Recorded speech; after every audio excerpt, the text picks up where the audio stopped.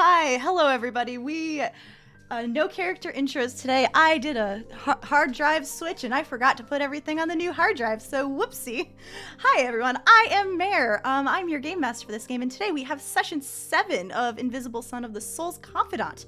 As always, that what we do when we start a new game or a new session is everyone goes around, says, hey, who they're playing, who they are, and their character sentence. So, Hamnah. All right. Hello, everybody. My name is Hamnah. I use any and all pronouns, and today I will be playing Roshni, who uses they, them pronouns.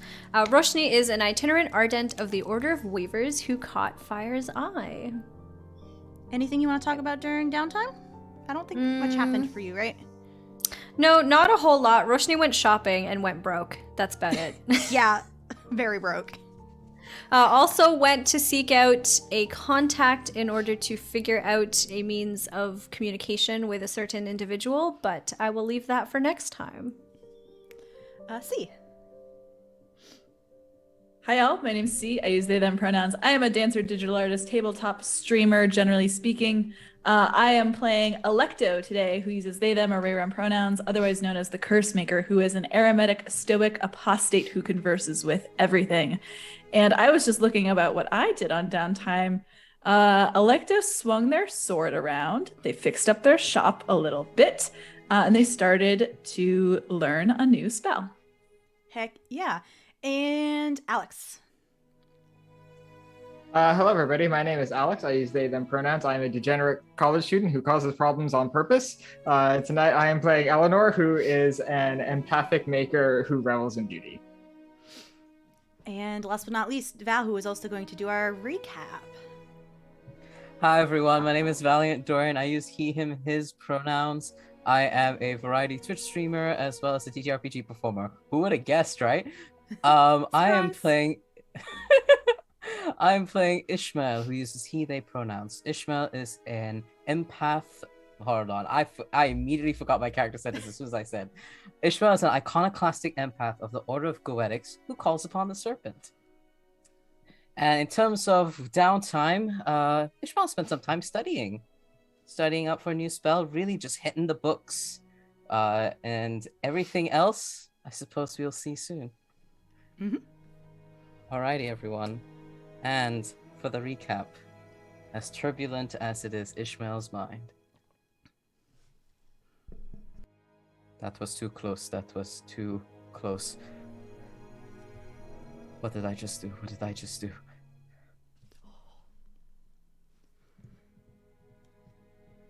Battle is not how they say in poetry and books in shadow. It is not glory and fearlessness. It is a lot of fear, a lot of fear, a lot of fear. But not fear for myself. I felt the most fear when I saw that blast of flame from that entity's hand land upon Lillian. She shattered again. Every time she shatters, I feel myself. It shatters me too. We survived. Somewhat, Avelia forced to retreat. Once again out of my grasp. But we are alive. Discretion is the better part of valor, so they say. Our skilled, frightening, powerful Alecto just carving through these demons. Roshni able to come to so close, and Eleanor, within the final moments of Avelia escaping, manages to land a final shot at her. I'll take that as a victory. We have to. For nowhere else will we find such victories if we don't search them for ourselves. We returned, I suggested, to the house without a key. Its safety within its rules that no one were to create problems for the house, to quote Eleanor, lest they value their continued existence. And so we retreated, consolidated, recovered. Roshni was able to learn something quite interesting. They were handed a very familiar brass necklace, a little amulet that I had used myself once. An opening for conversation, perhaps. But once again, our talented Alecto finds yet a far more creative venture with this item, starting a colloquy all their own and able to make a bargain. They're based south, a long train ride south, wherever that is. Only could be more danger if this is any indication of how dangerous it could be. I do not know if we are prepared. I don't think I am. That is something I have to change. But the night's rest was welcomed. I finally had a moment to recuperate, share some light-hearted banter with Eleanor's charming brother, Emery. Very handsome lad. I am rather fond of the sheer gusto and charisma he exuded that day. It was a very nice change of pace. But as all things do, as of recent times, we have to keep moving forward. More secrets lie within Lillian's past, and we, to Lillian's past, we ventured back to Aunt Solara's house. There, yet again, as it keeps following more magical interruptions. Yet we see Lillian exuding her power once more, able to retrieve these books. She decided to take her time to research them while we prepare for the journey south. A few days later, 3 in fact, Eleanor has news to tell us. Kiran has another job: to rob the Crimson Dot item from the Inkblot. And this was a particularly interesting piece of information because I heard it not just from Eleanor, but from a little item in Roshni's bag.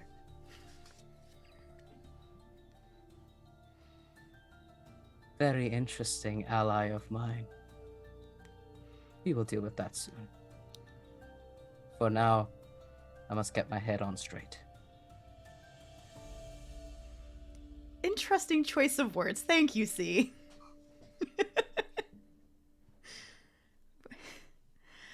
We start with the first card pull of the session on the Silver Sun. The Enticing Jewel. Value of 2. Vision, swans, blades, and water. Meanings: greed, money, beauty, goals, and success. The light at the end of the tunnel, the brass ring, the center of the target, the object of our desire lies before us in the form of the enticing jewel. We want it. We have to have it. It represents beauty, but the side of beauty that demands attention and probably possession. It is the beauty that can sometimes call to our darker natures. It brings out greed, ambition, and selfishness. Invisible magic is enhanced, and empaths get a +1 to their ventures. We start off the session with Ishmael. Ishmael, you said you wanted to do some research at a nearby bookstore today. I did, yes. Yes. I did. So tell us, where are you going? What are you looking for? After taking some time to rest myself, Ishmael gets up and puts on some familiar, comfortable, good-looking clothes, black kurta, embroidered with gold and this beautiful golden sash. He needs to wear good clothing to feel good, and feel good is something he desperately needs today. As he puts on his kurta and washes his face, he mumbles a mantra to himself. I am okay. I am okay. You'll be okay. And prepares to make his way over to his local bookstore of Merrill's, for whom he is a returning customer. Yes, Merrill's Books, you would all know, is a local bookstore in Ishmael's neighborhood, fairly close. The problem is, it is rarely open and the hours are extremely sporadic. Like, when I say extremely sporadic, it's like open at 2 p.m. for 10 minutes between 2 and 2:10 type of sporadic. Except for Ishmael. The store is open every single time you are ready to go in. Even after the first moment you try the door, it's locked, but when you try a second time, it is unlocked. And it is the same today. Soraya does not seem to be working. Your fellow Goetic with the very unfriendly Goetic. Well, it is good today because Ishmael is particularly focused, looking for some more research, some information regarding what lies outside of Saturnine, down south, what sort of dangers, what sort of entities, just any sort of information of the territory. And I think he has a better job at conversing with the other occupants of this bookstore, rather the bookstore itself, rather than Soraya. Yeah, Soraya, you would know, would not give you the time of day. Even though she technically works here, she's reading. She doesn't give a fuck about the customers. But as you enter, you hear the familiar voice of Merrill, the bookstore. Oh, Ishmael, how are you today? You are as handsome as ever. Look at you. Is that a new kurta? It's not a new kurta, my darling Meryl. Thank you so much. No, this is a regular piece, but thank you so much for the compliments. It is so nice to see you each day. Your beauty must be so blinding, I forgot about it, and now I get to experience it again. And your words so charming and honeyed that I long to hear it. It has been a while. I'm actually quite disappointed. Like, how dare you not visit me after so long? I am so sorry with thee. I just advanced my degree in my Goetic studies. Congratulations. Thank you so much. It has been quite a lot of studying and reading. And you just keep going and going. We really do. And there's a lot of preparation leading up to the actual event when you advance your Goetic status. Slightly intimidating, but it went very well. I have a new companion and will gesture to Miss Deed, who is probably hanging around his shoulder. Well, hello. Schlop. Welcome again. Is there anything I can help you with today? Sales have been slow. Well, I'm hoping to change that for you then. I never leave here without a book. And I appreciate that, unlike some other people that come in here. Soraya should actually be purchasing books and not just reading them in the store. That's a little rude, isn't it? Well, she is rude, so... Well, you know how she is. Well, yes, unfortunately. Unfortunately, but I do have some interesting, maybe slightly outside of usual information, but I'm looking for more information about books about the territories to the south, outside of Saturnine proper. Something about its histories, maybe entities that lay in wait there, things like that. Well, I can definitely take a quick look for you. Let's see what I got in stock. And I'm going to ask you to roll an intelligence check to see if you can find anything in the, just in general. Mm-hmm. Cool. And I will add interaction Bene to that. Not interaction, sorry, intellect Bene. All right. 6. I actually forgot to look this part up. So let me know where you're looking and while I search my notes. I think Ishmael kind of just he's very comfortable in the store, really loves it here, and just kind of like immediately casually begins looking across any section that kind of just talks about like geographic location, you know, like a tourist book, perhaps. All you need to know about outside Saturnine. I don't know. Anything like geographical or perhaps a historical take on perhaps some of the, because we have learned about the ruined expanse and that it used to be not ruined, so maybe what it once was before ruined. Things like that. Yeah, so in general, you would find this. You rolled a 6 or you got a 6 total? I rolled a 5 and then I added a bendy, so 6 total. Okay. So in general, you would know that the city before the war was one large city. After the war, it was broken down into 17 individual districts.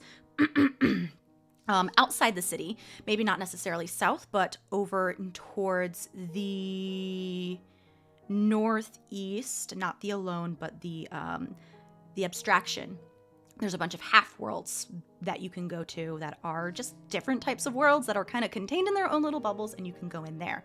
To the south, there are general small towns that aren't really put on a map, as well as a couple larger locations. There is like a monastery, there is a tree with a bunch of television screens in it. There's not a lot of information on that one, as well as a physical representation of the suns. And I'll get you more detailed information over our break. Sounds great.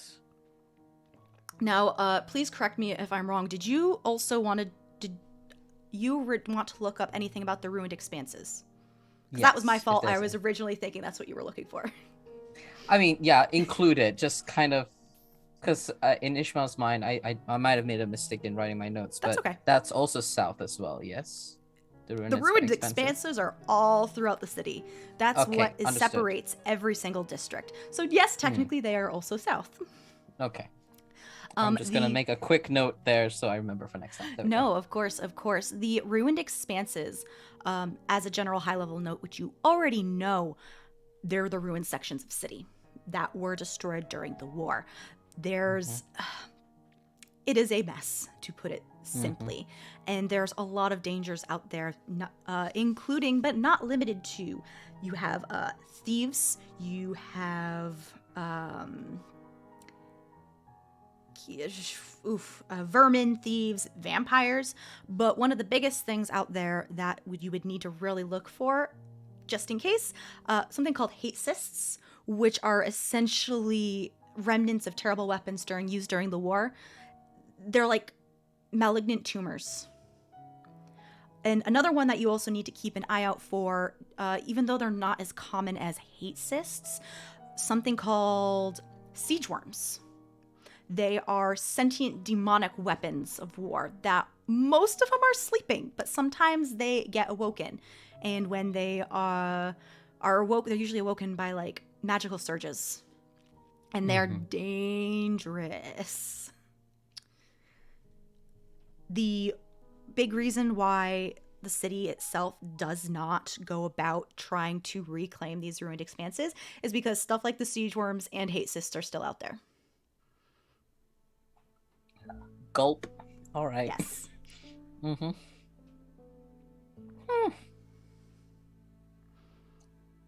Cool. Did you find what you were looking for, my dear? I did. If there's a book that I could purchase that is about specifically those creatures or things like that, that'll be one that he would purchase. Yeah. It's like 10 crystal. 10 crystal. Sounds good. I'll deduct that now before I forget. As you are reading and just browsing through your books before you check out, you do notice that there is someone else in the bookstore with you. Meryl does not have a ringing bell or anything along those lines, because she's the bookstore. She knows when people are coming in and out. And honestly, Soraya would have never installed one because she does not care. So it does take you a second as you are learning about the ruined expanses in the south of the city that you're not the only one browsing these shelves. There is a familiar medium height man with gold hair browsing through a book. Hello, Ishmael. The familiar voice of Yesler. Immediately, I think Ishmael was kind of like entered this bookstore not thinking that he was going to find anything particularly informative. He was kind of concerned, but now that he's actually able to read books of entities, which is his favorite topic. Favorite.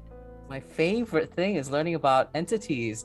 So as he's just flipping and just devouring the contents of this book hungrily, hears Yasser's voice. And while usually he would be prepared to put on a poker face, it does not appear. Hello, Yasser. He doesn't actually look at you. He's self-aware enough to know that Ishmael doesn't have time to pretend today. So he is intentionally not looking at you and kind of giving you the privacy you want for yourself. How far away are we standing from each other? Like 5 feet. Is he like right next to me? Like 5 feet right next to you. Yes. Mm-hmm. Okay. So about one Eleanor's width away. Okay.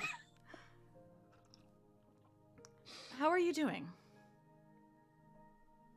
You I haven't been as vocal against my performances lately. Well, I cannot be consistently hackling you. Lack for a better term. Sometimes you put on a good performance.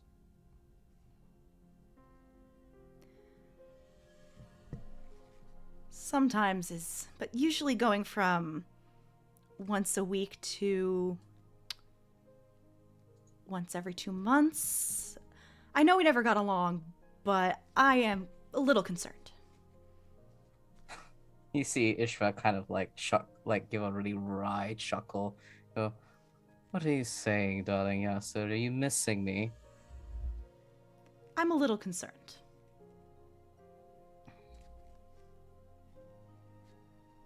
At this point, Ishmael closes the book in one hand and looks at Yasser curiously. And he closes his book and he looks right back at you. The bravado, not there. Is there a point to this interrogation? Or is that all that you are going to be doing, just chucking words at me? Do you not think I'm sincere? I cannot tell. It's hard to tell when you are asking this while I'm reading at a bookstore. Usually people have a point. Well, first of all, to be fair, if I need a book and Meryl's is open, she's the closest, so I kind of jumped at getting in here as soon as possible with her sporadic schedule. Fair enough. But does this have to do... He kind of backtracks and thinks for a second. Have your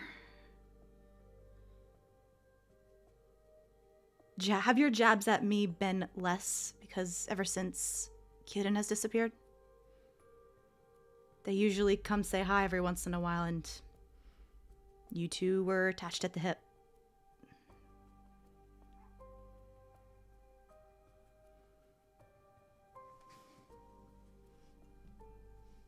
I think Ishmael does not know what to do in that moment. This is not where he thought the conversation was going. Kind of seeing Ishmael not have a response to something Yasser closes his book with a quick, snap. Well,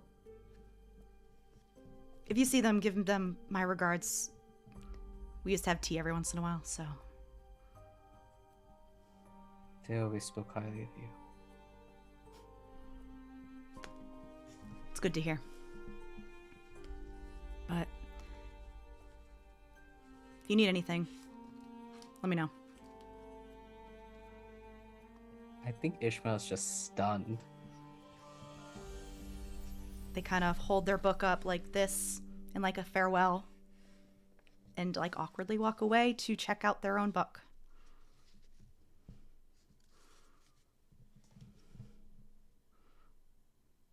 Ishmael's hands begin to shake. The world kind of like slows down, the sounds dull.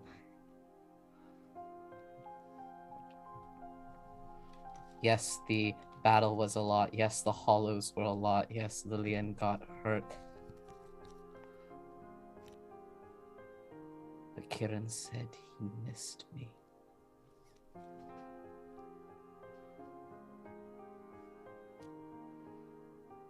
Once after 6 months, I heard their voice.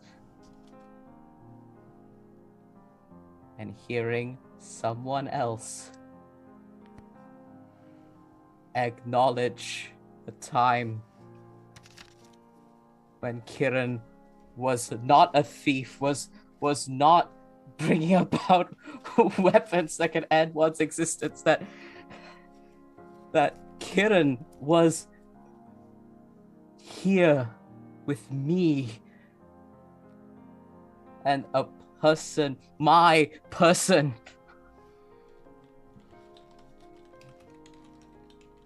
just overwhelmed him in that moment. To hear someone else speak about Kiran as who he recognizes them to be.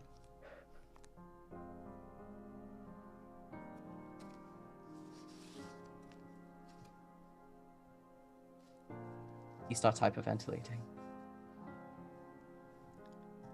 As you are breaking, you feel the soft touch of thin books gently float off the shelves as if and throw themselves, or not throw, but gently embrace you around the shoulders. Meryl's presence is there.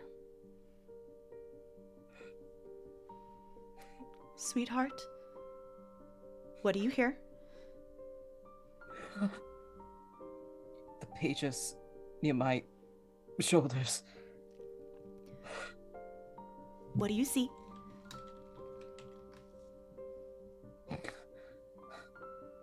The wood of the bookstore, the grooves of the natural wood. What do you smell?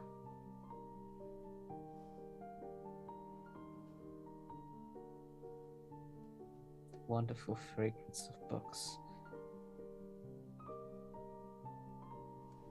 The books close tightly in a firm hug before drifting back into their respective shelves. Thank you. Anything for you, sweetheart. If you ever need anyone to talk to, I'm here. I think throughout this time, he was like sobbing, like hyperventilating, sobbing. And I think there's a moment when he's like calming down from this anxiety where he realizes that he is crying. And kind of just like wipes his face and just wipes it with the golden sash of the kurta and I'll be taking this, and is going to just put down exact change, what he needs to do to purchase this book, and in an attempt to, as elegantly as possible, run away.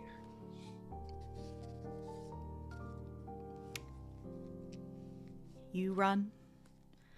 The bookstore locks behind you as you leave Merrill's books. And you head home.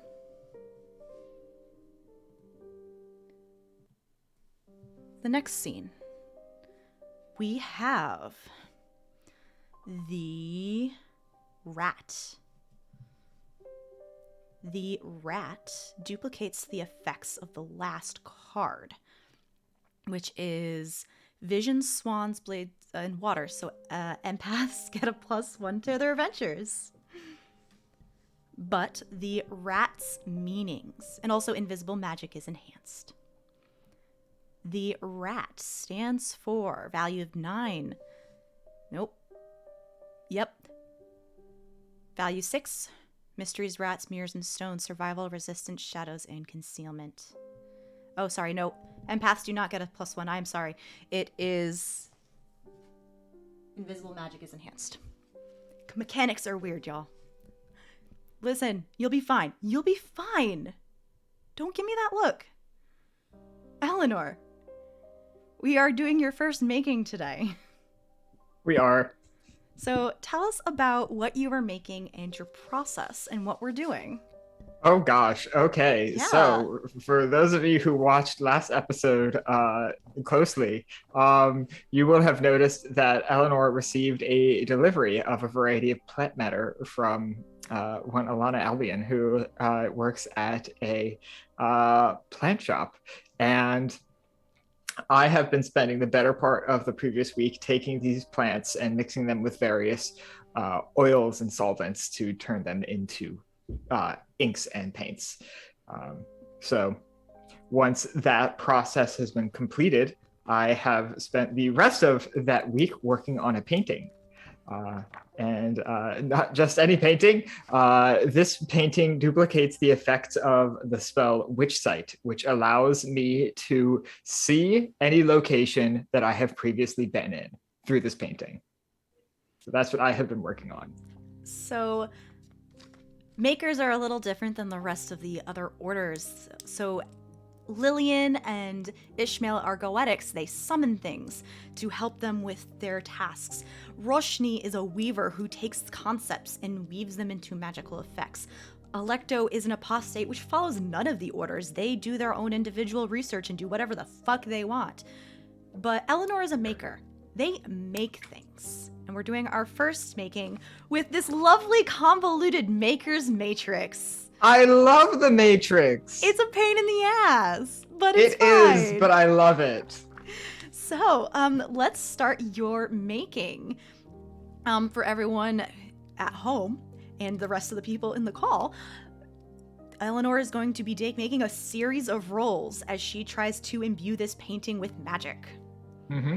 So tell us your process. What are your materials that you're starting with? What's your first ingredient? And then we will go through it, because I know the first couple challenges are all going to be narrative because you're good at what you do. Yep. Yeah. So because of that, I deducted the cost, but I didn't actually take down specific ingredients for this. So most of the ingredients are a variety of liquid organic solvents and various colored plants of some variety. Mm-hmm. So that's mostly what I'm going to be using. And I've made all of these paints myself. So I'm very intimately familiar with the process. I come into the studio/workshop that I have brought everybody into at the back of the house to discuss various things. And rather than the sort of assorted dresses that have been out at like that I showed up to the fridge and at a lot of our other sort of engagements. Now I'm in this sort of like white collared shirt with like the sleeves rolled up, some like very dirty, very paint splattered jeans, and I'm just going at it. The first thing I do is I go over to my brushes and I burn a little bit of incense and I say a prayer over them, a prayer that I learned at the Church of Midnight. And after doing that, I begin working. And because I have 2 skills in painting and 1 asset granted to me by the spell Vion's Teleosis, I will skip the first 3 out of 5 rolls. Do you want to tell us how you build this painting up then for these first 3 rolls? Yeah, so what I'm actually doing is I'm making the most incredibly, I don't want to say incredibly detailed, but the most precise duplication of the space that I'm in as possible. So what I want to do is basically recreate the room so well that I'm not actually painting anything specific. I'm painting what my eyes perceive. And so rather than the canvas sort of accepting, yes, this is, a painting, it's accepting the input of Eleanor's senses. And so I'm trying to paint the room as precisely as possible. So your first 3 rolls automatically succeed because of your +1 to your paints. Just so you know, the makings take 2 days per level. So you're going to have to cast that spell every day. Yes, and it's only 1 sorcery, so I am fine with that. Do you have 5 sorcery? I do. I have 7. Okay, good, because when you make, your maximum total for making is decreased equal to the level of your item that you're making throughout the entire duration. So you're down 5 sorcery per day, essentially, is when you make this for the next week. Yeah, and let me quickly pop open the, that's the wrong thing. Yep, and so the depletion is going to be 0 to 4 because I can't make it any better than that. Yep, you are at your max. Yep, and so I'm already applying skills and 1 spell. Is there anything that I can apply upon my pools? You cannot use sortilege while making. I can't use sortilege. Could I use maybe hidden knowledge? Yeah, sure. Could I use hidden knowledge? Yeah, I see no reason why not. It is a consumable resource. Yeah, sure. So then I will use a hidden knowledge to bypass that 4th roll. And the hidden knowledge I will use is my very intimate familiarity with this space. I spend more time in this workshop than I do in my own bedroom, than I do in most other places anywhere ever. So I know this space like the back of my hand. Anything that, like, I've even probably gone around and like moved things just ever so slightly. It's like, no, I kind of remember this being like 2 centimeters to the left. And so I've gone around and like positioned things to like exactly where like my platonic ideal of the memory of the space is. And so now I think I have 1 roll to make. Which is a catalyst. What is your catalyst that you're adding to make this thing function? Oh, gosh. And so again, this is... fuck. Again, I deducted all of the... money. The money, but I didn't actually take down any notes as to what the... thing is, but let me pop open the book and see if there's anything that super catches your eye. Super evocative in the power sources. Yeah. So some examples of power sources are souls, ephemera objects, objects of power, stray ideas, leaf solutions, moon fox brain,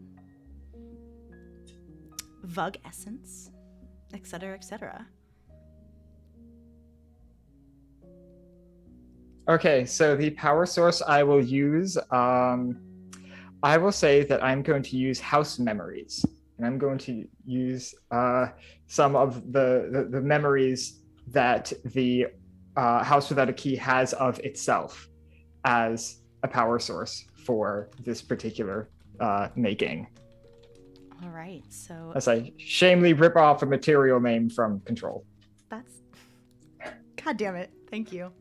House memories. So I have 1 roll to make, and I believe it's 1 or above. If you're adding another hidden knowledge, yes.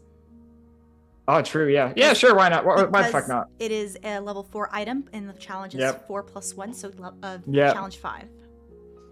I'll do it because I really don't want to fuck up.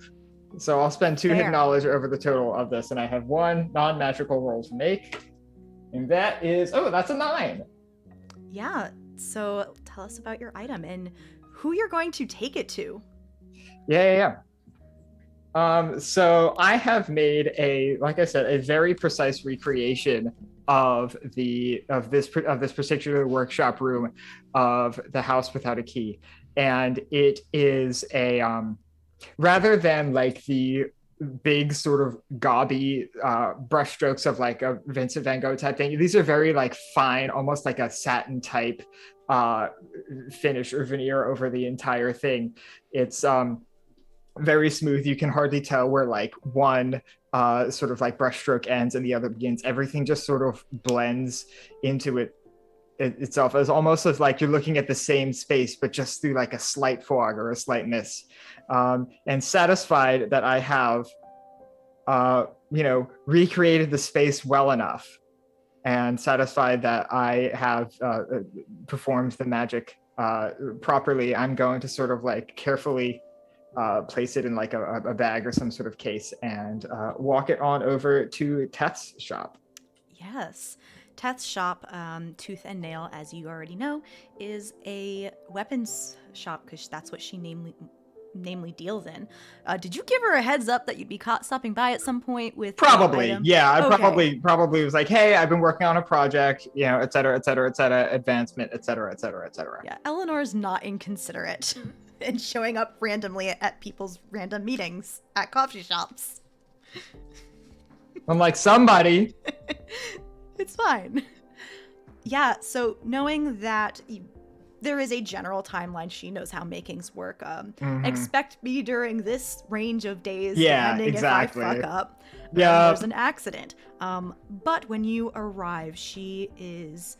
it's quiet in here. Fairly later in the evening. Hey, Eleanor. And her metal-like skin and hair is tightly braided, made of thin wires, is pulled off to the side. Mm-hmm. I come in and I look like hot garbage. Like I have not bothered to like change out of my painting clothes. Like I've been working on this shit for like a week straight, with like the smallest amount of food and sleep breaks that I could possibly take. You look like you had a successful project. Well, I certainly hope you think so. And I will sort of like whip out like a small like sort of stand that I've been carrying, set it on the counter, and put out this large painting, which it's fairly big. It's probably like yay big by yay big or so. It's like it's decent sized. And she lets out a whistle of appreciation. Looks good. Thank you. So, what's it do? And I am going to stand there. I'm going to stare at it for a quick second. And did Anya ever have a shop?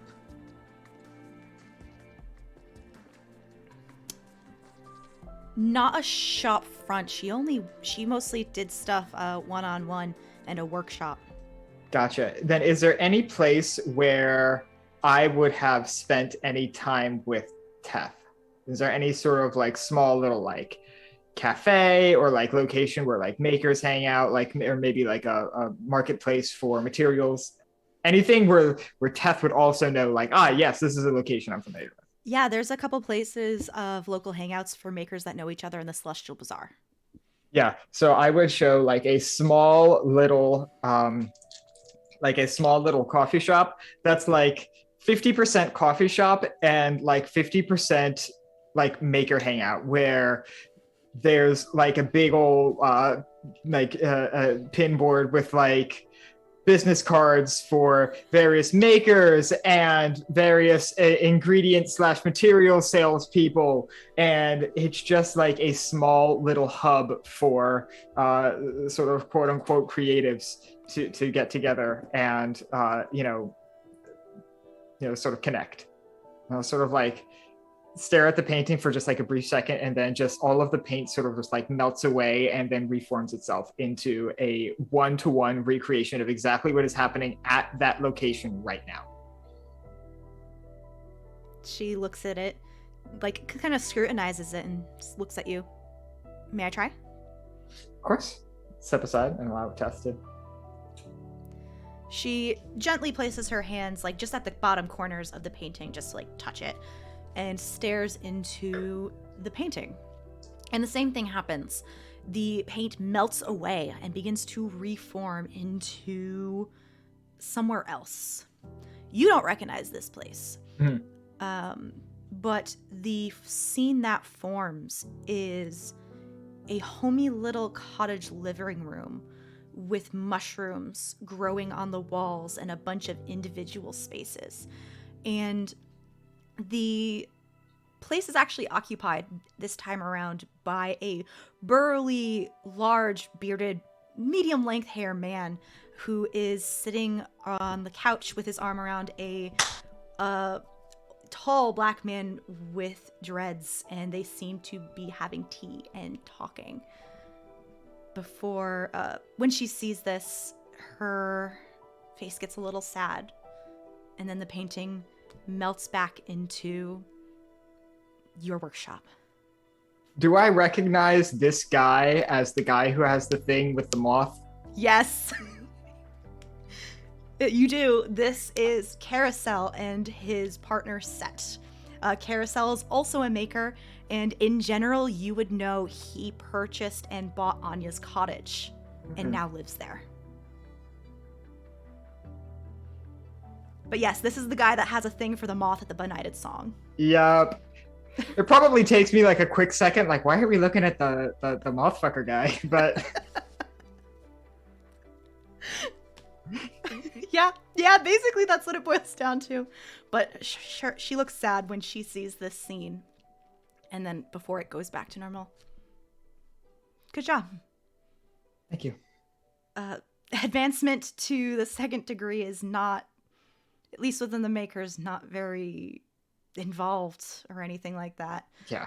It's much easier than you think it is. You show me what you do, you already have the ability to continue on and create bigger, brighter, better things. I just got a little bit of extra information for you. Sure. What do you know about the makers? Oh, not a lot, but I feel like that's by design. Yeah, so when you were a journeyman, and just general public knowledge, there's a lot of different pieces of information out there saying 5 million different things about us. Yeah. Yeah. And then when you finally went up to the first degree, you learned we're more like a guild. Yeah. Now your second degree. Mm-hmm. The guild thing is it's mostly truthful, but it's more formally organized than you think it is. And much more than the simple matters of crafting and selling. But yes, Okay. the entire guild is a misinformation campaign. You're kidding. Absolutely not. It's ridiculous. Why? Hell if I know. And she kind of gives you like a wink as in like, is that really all I know? Yeah. That's all I got for you, but congratulations. You're really good at what you do. Thank you. I appreciate that a lot. Is there anything else you would like to do, Eleanor? I would like to pack up my painting, bring it home, set it up in my workshop. One thing I would like to do as sort of just like a sort of fluff flavor type test of it is what I want to do now is make it show the workshop, but where the painting is in frame. So that now the painting shows like the painting and it's just like a recursive yes, version of it. And so you see like a scale Eleanor, and then there's like a scale Eleanor, and so on and so forth. So you just have this recursive screen of painting in room and painting in room, et cetera, et cetera, et cetera. I'm not going to make you roll for depletion for that. Thank you. So yeah, I'll set up the sort of recursive screen of it, and I'm going to, the last thing I do before I go and take a long hot bath is I'm going to spend probably like 30 seconds just looking at it like, wow, I made that.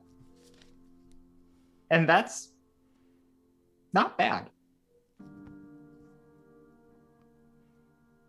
I'm going to turn around, turn off the light, close the door, and go to sleep. And sleep you do. A well-deserved rest. The third card. Oh, hello.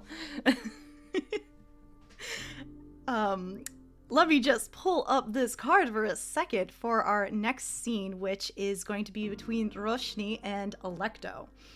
The card I have pulled is the Hot Revolutionary. Yes! On the blue sun, we have value of 9, Secrets, Ravens, Books, and Flame, meaning lust, sexuality, change, and destruction. We don't have any gallants in the party, so it does not matter. But the seed is yours, you two.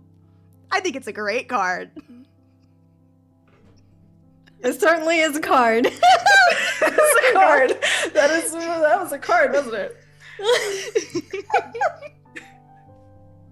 I'm sorry, I need to recover from this. The cards know. Okay. So I think in order to set the scene, we have kind of rewinded time just a little bit to go back to the day/night when we all as a group stayed at the house without a key. So night before Emery showed up in the morning. And I think we've like all had dinner at this point, and we're all just kind of like dispersing and settling in for the night into our respective rooms, you know, winding down from our very, very eventful, to put it mildly, day that we've all had. And I think Roshni and Alecto have rooms like next to each other at this point. And Roshni has just kind of like gone into their room. And without really even, like, they don't even bother changing or anything at this point. I think they just kind of like plop themselves like right into the bed. It's the same room I think that Roshni always stays in when they're in Eleanor's like space, when they're in the house without a key, when they come to stay here. I don't know, given their relationship, I don't think Eleanor like tries to keep this room vacant for Roshni necessarily, but Roshni is always like if it's available, this is the room that Roshni will always sleep in, will always stay in. They just like, you know, the view that this room has. So tonight, they just kind of like plop right into bed, and they're just lying there, I think, like staring up at the ceiling. They close their eyes and they take a big sigh. And they like pull out like their book from their satchel, which they've like kind of taken off and just kind of put down on the ground next to them. And they're holding this little book with the ribbon poking out of it, the ribbon that is like a deep sea green today. And they're just holding it, like thumbing the pages, thumbing the spine, with their eyes closed, just there, existing in this space for now. And I think next door, like panning through the wall, right? Alecto is also in their room. And unlike Roshni, they don't have a comfortable relationship with the room. There's this like low sound of chattering from everything in here, and it's unfamiliar, it's loud, it's abrasive, the way that people move through the space, the way the space like hums with life, constant life, the little chattering of their mask, the little reminders that nothing is ever quite so quiet. Also the reminder that they don't fit in this goddamn room because it wasn't made for them. As they are trying, like, still with their clothes that have like yet to be washed, you know, from like this like kind of like lumping this cloak full of demon blood, and they try to like settle into one of the armchairs, take the mask off their face, this like bronze and gold gilded mask. And as they reach for, I think they've put a little like basin of water and a cloth out because the mask got bloody as well. They reach and they're just not used to the proportions of this room, and their arm just goes swinging out and over the table, which they expected to kind of be higher, but it's so low, and they're so low in this chair that they just knock the basin bowl goes like clattering to the floor, splashes onto the ground, and as Alecto like goes to try to catch it, they like punch the table also, which tips over and crashes onto the ground in this huge cacophony of noise. And there's also this little mumble of like fuck, fuck, fuck, as it all goes spilling over.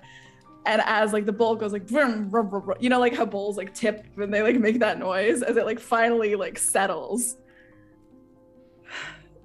There's this moment of pause, and then Alecto just goes, "Sorry, I don't know why I did that."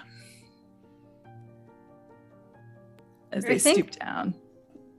Before Alecto is too big for things. I think Roshni is like lying there, and as they are rubbing the book that's in their hand, the bookmark, the color starts to fade out of it, and the bookmark itself like starts to disappear almost, like it's just kind of vanishing into the ether, into the space around them. And if you were Roshni, you would sort of see that everything around them, so the lights are still on at this point, I think, and you would see that like everything around them starts to dim, almost as if somebody was dimming the lights in their space, and all of the sounds around them start to quiet even more as well, as if somebody had put like earmuffs over their ears. And just as this is happening, I think is when they can hear from the room next door Alecto making the biggest ruckus possible. And I think Roshni like laughs to themselves as they hear this, because they can probably hear Alecto going like fuck, fuck. And so they're like laughing to themselves quietly at this. And they remember that they can actually still go into Alecto's senses. And with this experience of their own senses kind of dulling in this moment and hearing what is maybe going on in the room next door, I think Roshni decides to like flit into Alecto's senses, like completely, like vision, sight, vision, hearing, like all of it, just to experience what Alecto is doing right now. Mm-hmm. And as you would, like this, like from that like dull, dark, empty space, this again, like this cacophony of noise like roars to life. Alecto's used to it at some capacity, but even for somebody whose senses aren't as muted, I think it's just this like intensity that just kind of like hits you like a brick wall. Even like as the bowl stops and there's this moment of like silence, there's this like low humming, this like constant chatter of, you can tell that they're words, but you can't really hear what they're saying.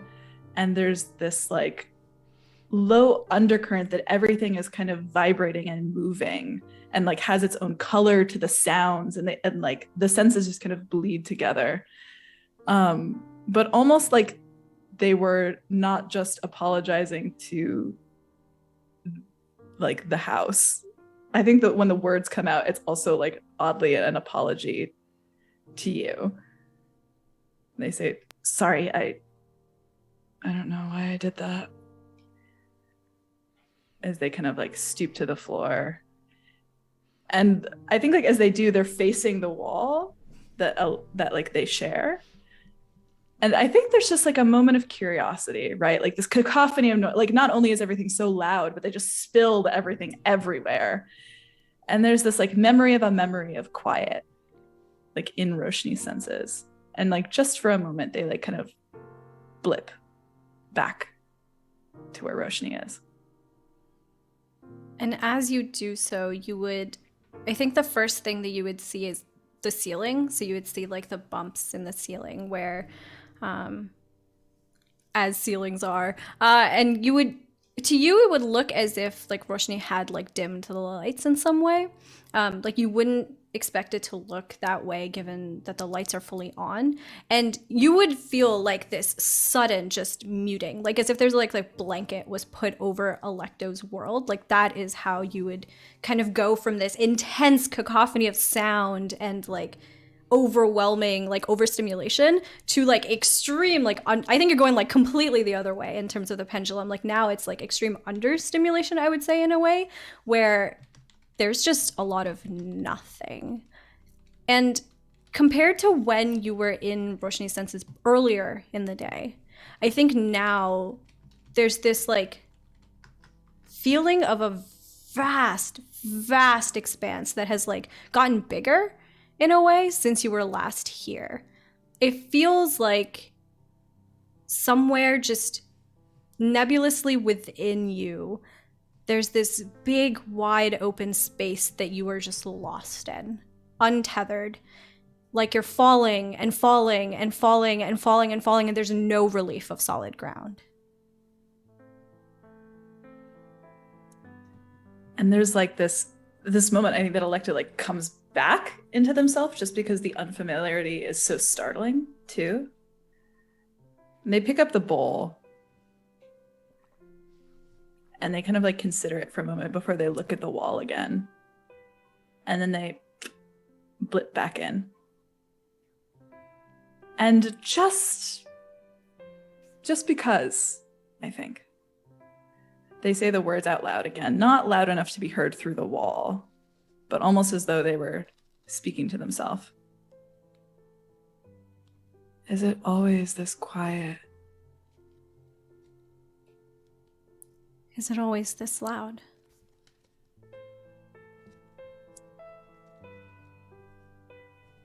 Constantly. Must be nice. I don't know if I would call it nice. You get you get to talk to things every day, every moment that you want. And here I was, it was you that never stopped talking. Maybe if you talked more often, I would have to do less of it myself.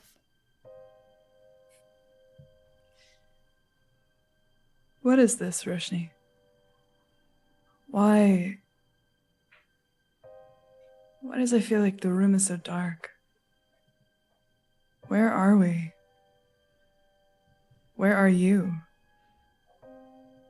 And I think at that, Roshni kind of like turns their head to like look at the room around them, not so much for themselves, but to show Alecto.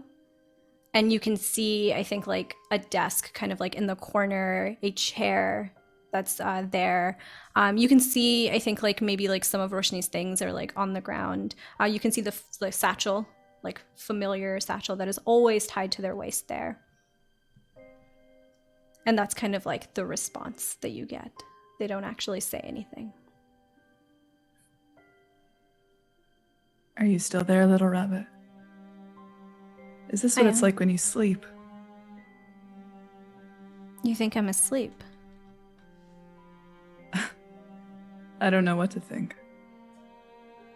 No. I know that my world is loud, but yours is quiet. Very quiet. Quiet. And lonely. And empty.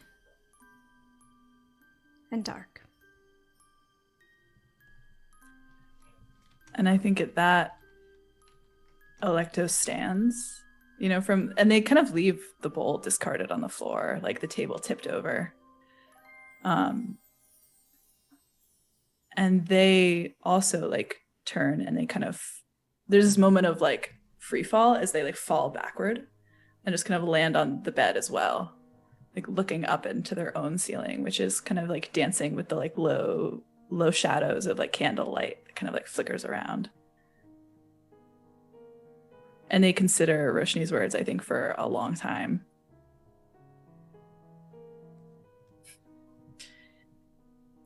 If you wanted to talk to me, you didn't have to cast this spell.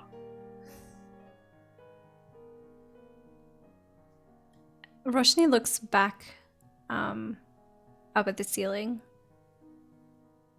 And they kind of like, you can like feel this like rumbling in their chest as they like laugh a little bit. Didn't I, though? I think this is the longest conversation we've ever had. Maybe. But I like talking to you.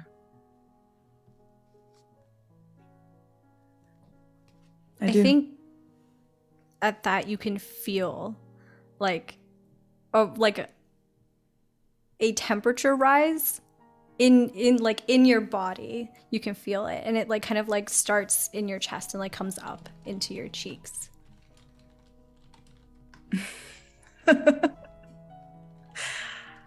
Fire's lover, aren't you? That's what you always say. That I am. Why? Why is the flame gone out now? Where is it? It hasn't gone out.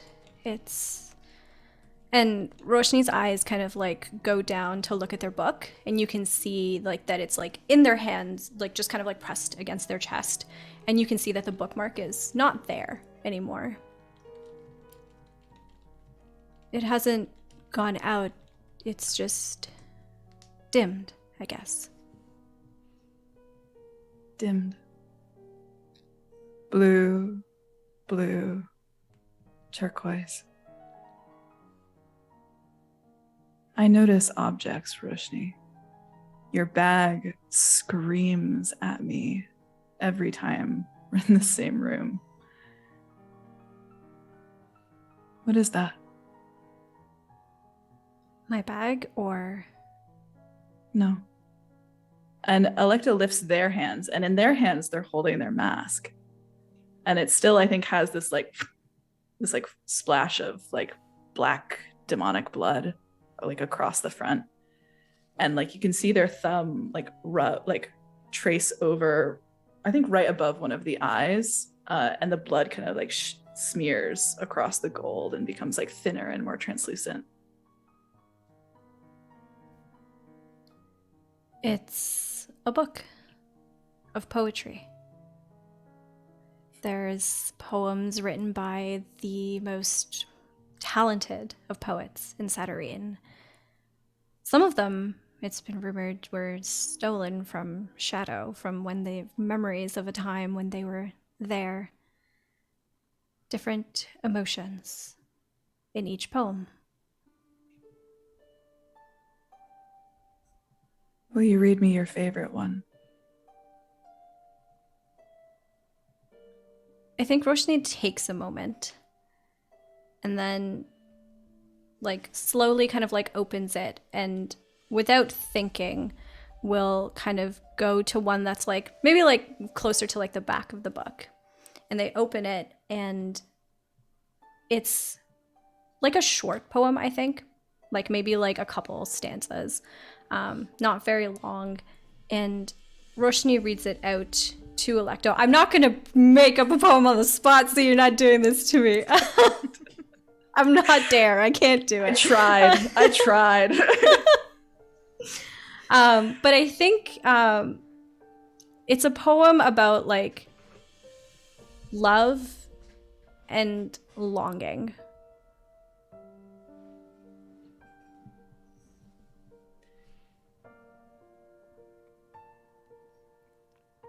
I like hearing it through you. Your words are the only ones I hear. I don't mind. Well, you're welcome to stay as long as you'd like. If I can stay as well. Of course. I have one more question. What is it? What do you need? I think Roshni just kind of like tilts their head at this a little bit, confused at the question. And they like take a second, like thinking about it, and they respond, need. I'm not quite sure I understand what you're asking. Someone recently told me that making deals is not as good as just being a friend.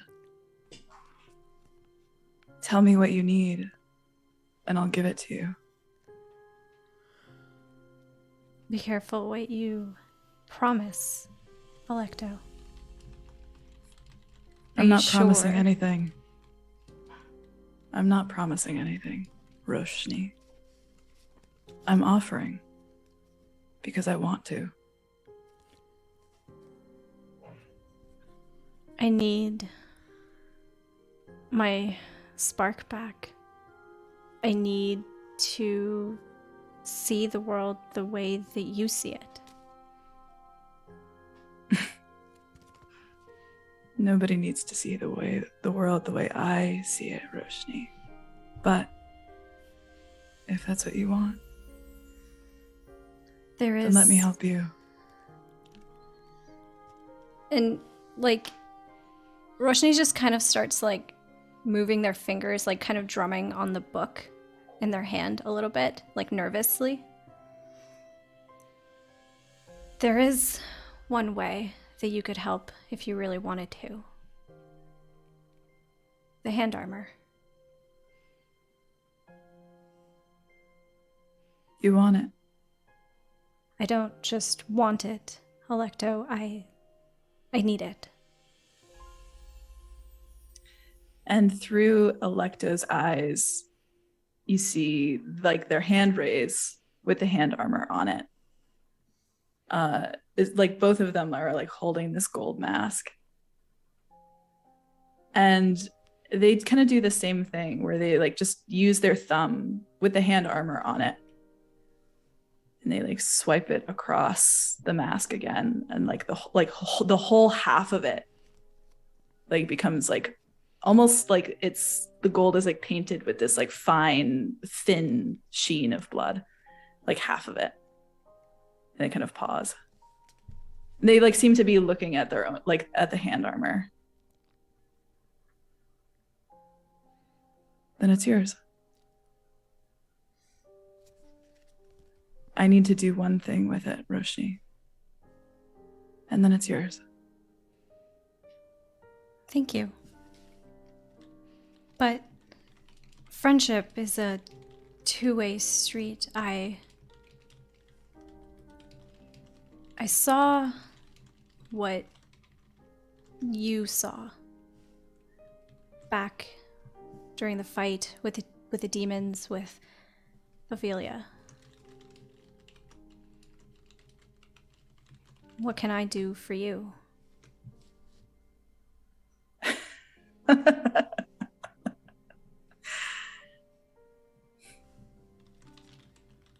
For me,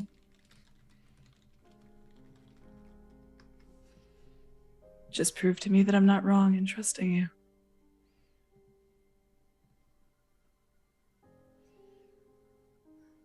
What would make you think that you were wrong? I don't think I am, little rabbit. But you have a way of outpacing us all, don't you? Always do have to stay one step ahead of everyone. It's the only way to survive. Maybe. Alecto. But maybe But sometimes I wish I could slow down. Sometimes I wish I didn't have to fight. I didn't have to be ahead. Sometimes I wish it was quiet and dark. Sometimes I wish I was alone. Maybe I can make that happen for you.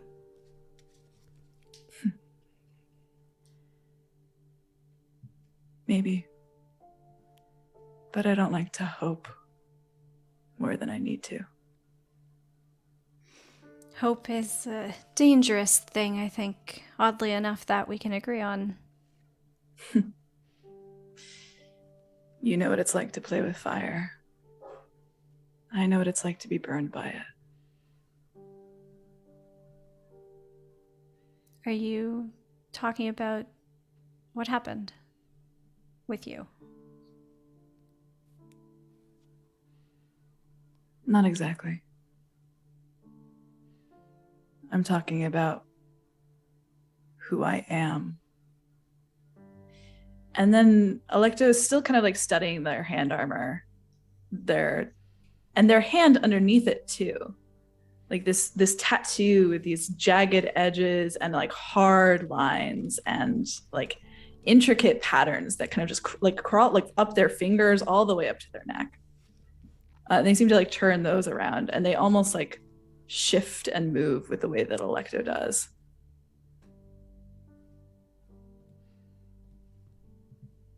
There are some curses that never come out. Are you cursed, Alecto? Yes. Yes, I am. If I wasn't, the tattoos would be gone. And what exactly is your curse?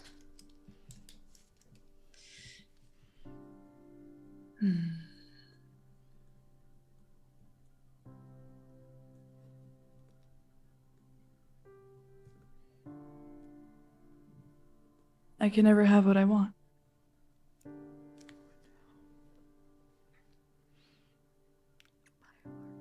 Anything. I can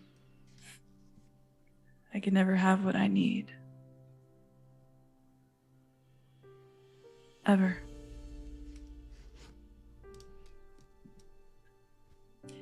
You are empty in some ways, Roshni. And so am I.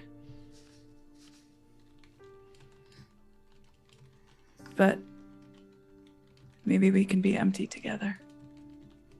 Just for now. Just for now.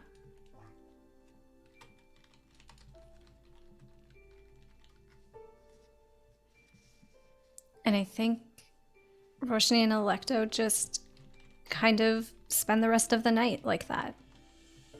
Maybe silently, just in each other's senses until they fall asleep. You both fall asleep to the creaking and groaning of the house without a key.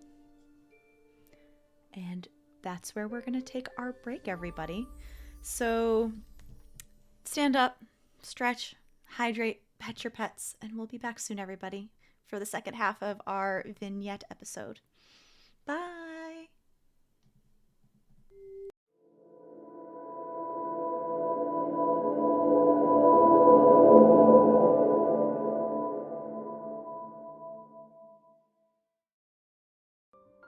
Hello, everybody. We are back from break. We just left off with a very gay scene between Roshni and Alecto, and now we are coming back into a new scene with Ishmael, Alecto, and Teth. So one or two of you, maybe Ishmael, since you are going to be leading off the summoning, where is it taking place? What are y'all doing to get everybody? Give us a little snippet. Ishmael would probably have consulted both Alecto and Teth beforehand regarding location because... Separately or together? Separately, definitely not together. Just to see if there is a preference for neutrality of ground. Teth would have told you that they didn't want it anywhere where they can be easily interrupted. Alecto doesn't have a summoning circle or good knowledge of goetic things, so I think they would have just affirmed wherever they would have offered Ishmael the chance to choose the location. So it's up to you.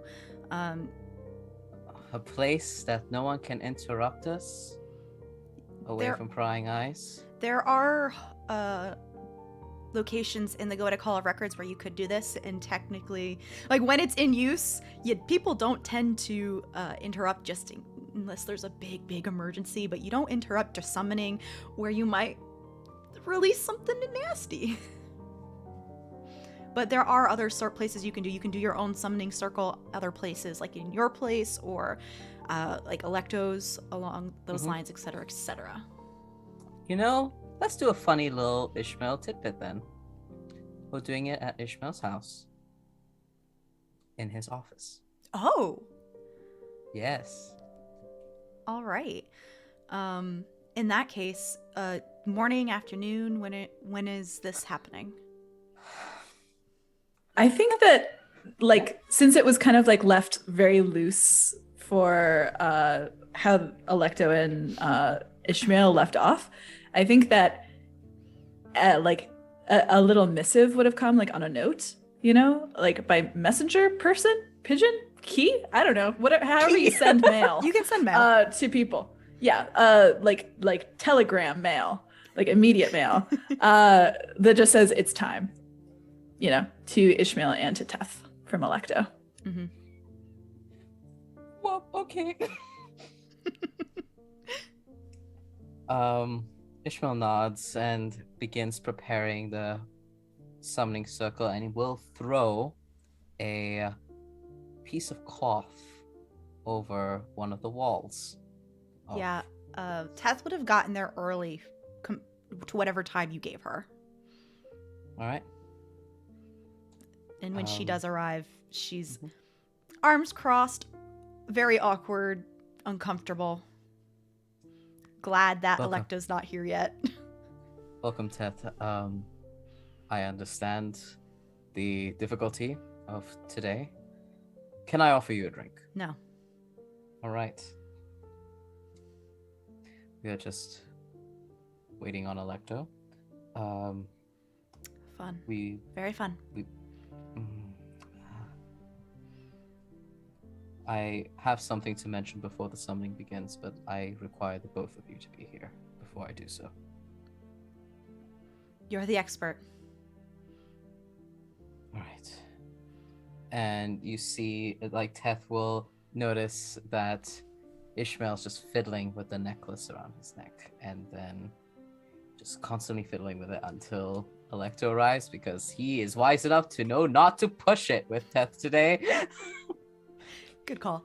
Yeah, she just kind of like stands waiting, occasionally like fiddling with her own knife at her hip.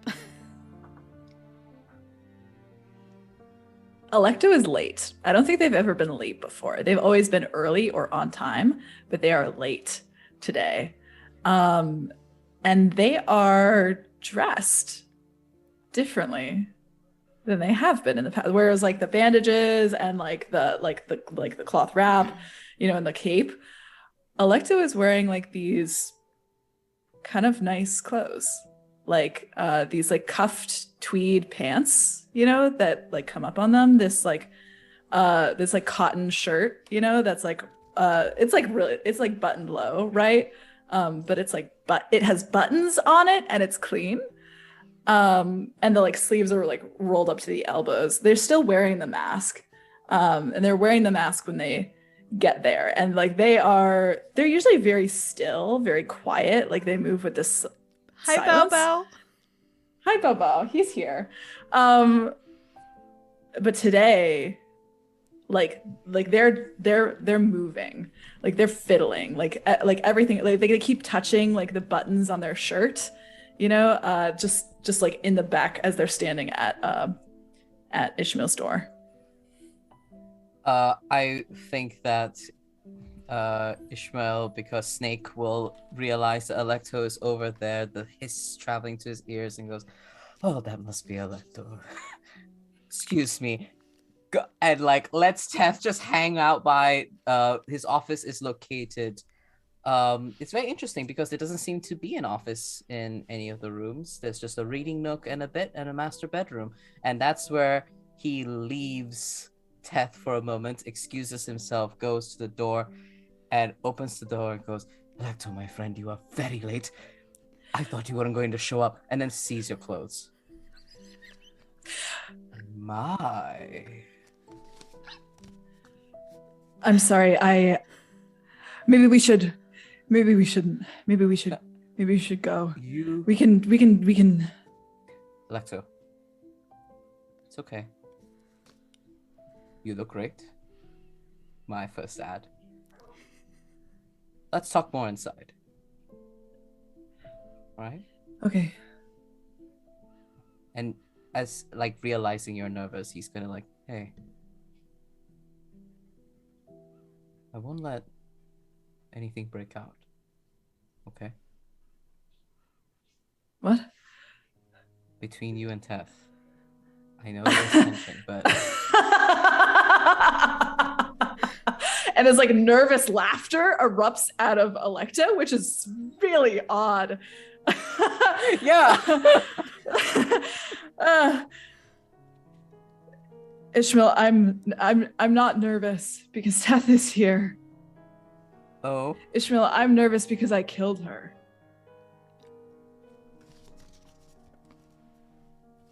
And the silence just goes poof.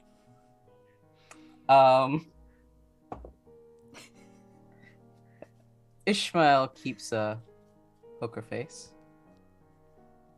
Well, then what I must say to you both before we start is more important then. Yes? Come on. Let's go inside. As soon as you're within, like, eyesight, Alecto, Teth kind of gives, like, a half snort, grumbling, "You're late."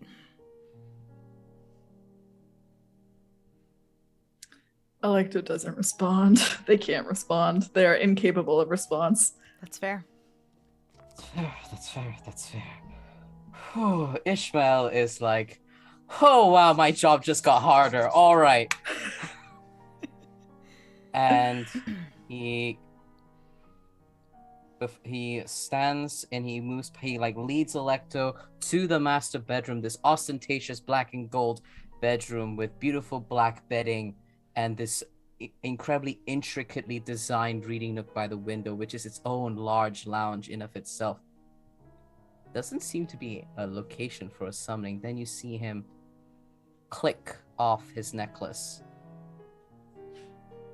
and go to one of the bookshelves, knock the necklace into one of the shelves, turn it, and another room opens.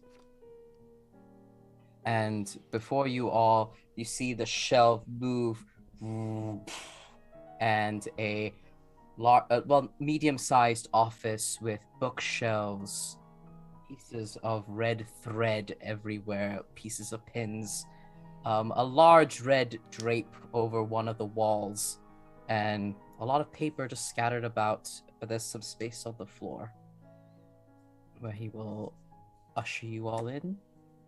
You both, rather. We'll look at both of you. Right. Before I carry out the summoning, there's something you both must know. Mm-hmm. The thing with ghosts and summoning them, sometimes they may be stuck, so to speak, in a moment of their passing.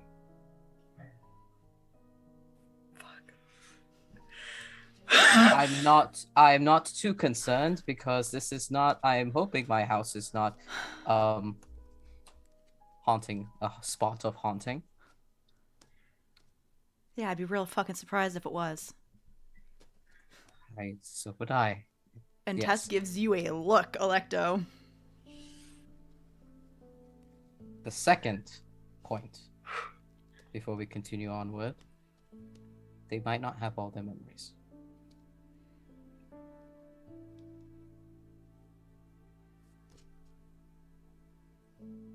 And another third most important point, as that we all know, I must know her true name to bring her specifically here. That's And why I'm she here. is still Visley. We all know what the reprimands of that are. I thank you both. It's for your your trust. ears and your ears only, Ishmael. And I thank you for that trust. His eyes linger more towards Alecto. Alecto is still wearing their mask, mostly because they're too afraid to take it off in front of Teth. But like even just like standing there, I think like they had been kind of fidgeting really nervously still. But when you say that first part, stuck in the moment of their death, they froze. And they have not yet started moving. And I think like maybe there's a moment where like suddenly like like you can hear them exhale, like they had been literally holding their breath until they couldn't hold it anymore. And there's just like the tiniest like nod. Ishmael nods. All right. Ishmael, can I have a second with Alecto? You may. And Ishmael gives you a look, Alecto, that screams good luck as he steps out. Teth takes a minute pacing around the room, looking at these threads and fingering the hanging red cloth on the wall, though doesn't remove it, before stopping in front of you, Alecto. And just a reminder, she's like 5'3" compared to your 6'8", but she seems tall right now as she glares up at you. Remind me again what you want to get out of this. The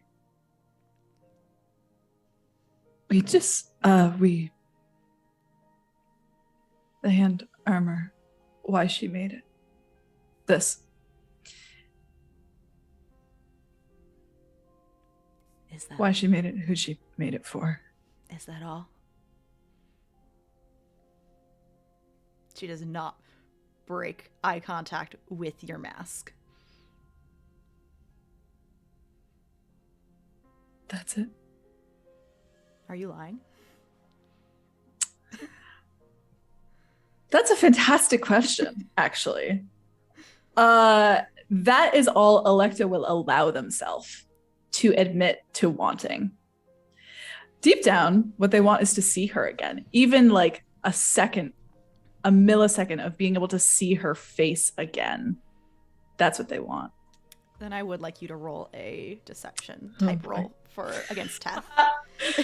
Honestly, I do not want to succeed. Let's see what happens. Also, deception against yourself. Did you roll a 0? Please tell me you rolled a 0. 0. I fucking swear I rolled a 0. She gives a low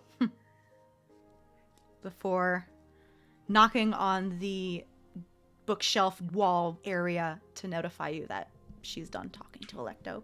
But she doesn't say anything in response to your not response. You hear another click of the door as the door is unlocked once more. Sliding past, Ishmael enters, unhooks the pendant, locks the door behind him as the sliding door closes. Let us get started then, if there are no more delays, and we'll create the protective circle. Summoning circle, and prepare. As you're finishing up the preparations of your summoning circle, because that takes like several minutes to do. Yeah. Teth comes over to you and kind of motions for you to lean down because you are also tall.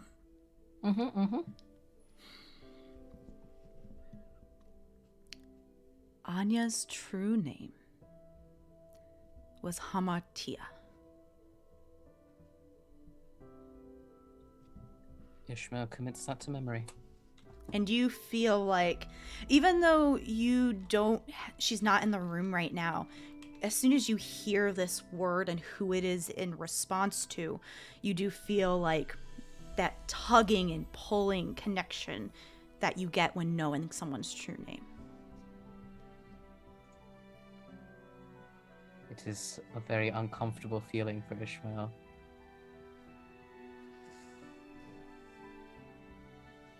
So how do you summon? Creates the circle, creates the protective circle. Kind of, you see the hands, the Shesha moving up one on his left arm and Vasuki turning up onto the right, and he looks like dead forward. He goes, "Is there a way? Do you have to say the name audibly, or are you allowed to just?" How do you summon? I'll leave that All up right, to cool, you. awesome, perfect. I love that. I'm like, oh, do I have to say the name? All right. And in his mind's eye, he kind of envisions like the qualities of this person, calling out to them these images of someone who is loved, beloved, respected, adored by Teth, an image of Teth shows up, adored by Alecto, and Alecto's image shows up, adored by Eleanor, and then a sea of people of those at the gallery, and then an image in his mind of the hand armors, the creator, and his mind just whispers, Amatia. Because I forgot, I'm just going to quickly say the card. On the Indigo Sun, we have the Harvesting Spider. Stoics have a +1 to their ventures, value of 2, action, labor, and stealth.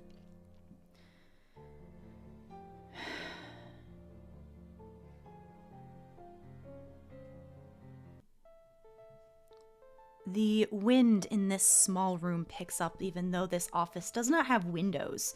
It is a secluded area, and the papers that are not pinned to your corkboards flutter and move. The board with your red cloth also flutters, though and you, Alecto and Teth, can see more strings of red from note card to note card to sticky note to sticky note, though you are too far away to actually see the words written on them. Before a small whirlwind picks up at all of y'all's clothes. But specifically, Alecto, the winds are very strong around you. And before you can even realize what is happening, your gold-plated owl mask is snatched off of your face and pulled into the summoning circle. The inside of the summoning circle is filled with a pale blue smoke coalescing from your mask. Before an image of a young woman is huddled on the ground in the fetal position, long, dark, curly hair, tinted blue from just being made of ether, coalesces and appears. She is currently not moving, hands like in her hair as she is holding her head in confusion.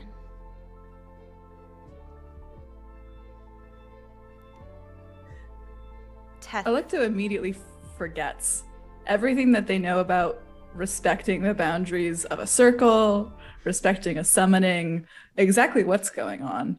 And they move. They like lunge forward. They're like just their whole body like moves, and they kind of like even like skid across the ground as they like drop to their knees and try to hold her. Teth is doing Anya, the exact same thing. She also forgets that Ishmael is even there, and you both make it to her side at the same exact time, because a summoning circle can go one of two ways. It can keep things in or keep things out, and Ishmael, I'm assuming you did it in a way that keeps things in. Anya. Anya. Anya, are you? And Teth is crying as well. Her eyes are a bright white of fire, and her tears are sizzling on her metal cheeks.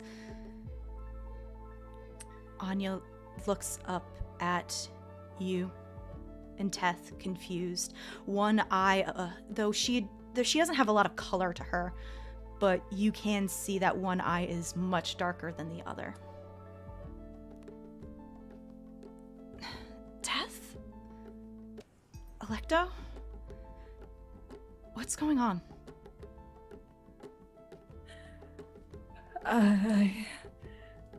And Alecto's brown eye starts to cry. Just the one, though. As they, like, they're all, like, when they try to touch her, do they go right through her? Yes. Oh, fuck, that's horrible. She is a ghost and is intangible. Alecto, like, tries to, like, hold her, and both of their arms just go, like, they go through, and they hit themselves, and they try it again, and a third time. They're, like, trying to, like, hold. When you hit the first time, you actually hit Teth. The second time, Teth actually puts a hand on your shoulder and, like, arm, and, like, holds you tight, because you're going through the same exact motions she is. Anya, you're in a summoning circle? You're dead. And Anya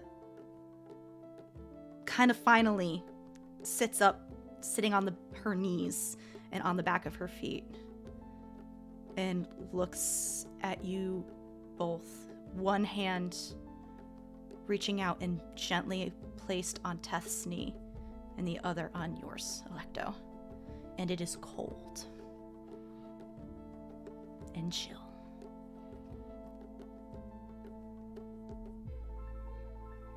I died?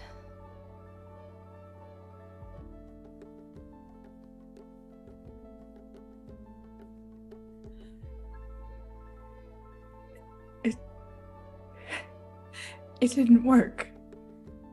What didn't work? Anya, Alecto? it didn't work. Alecto. And she actually lets go of Teth's leg and moves both of her hands to your face. What didn't work? Calm down. Both of you, calm down. No, Anya, the mask didn't work. It broke. Someone roll me a die and just tell me evens or odds. Odd. Your math, you tried to make something and it didn't work. That's normal. Things sometimes just don't work when you make things. No, Anya. It didn't work. Teth grabs your shoulder. She doesn't remember. Whatever you're trying to convey, she doesn't remember.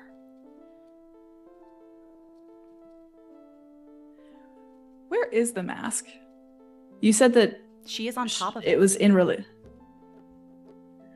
Alecto, like, looks down at it.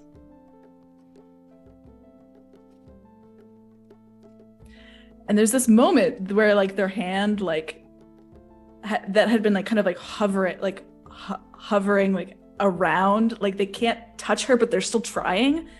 Like, they look at it, and there's this moment that, like, this, like, intensity of this, like, intake of breath where their hand clenches, and it looks like they're gonna, like, bring their fist down on the mask, but they can't, because they can't touch her. They can't raise that fist even near her, and they they remember where they are. All of a sudden, they bring their hand away, and there's this moment, I think, where they start to, like, shift backward. Like, now it's the fear response coming in, and they're trying to like move backwards on their like just like crawling backwards just a little bit. I can't do this. I can't do this. Ishmael, I can't. Alecto, I can't. Alecto, look at me. And when Alecto looks at you, they look at you with the face of someone whose world has been torn apart every day, constantly.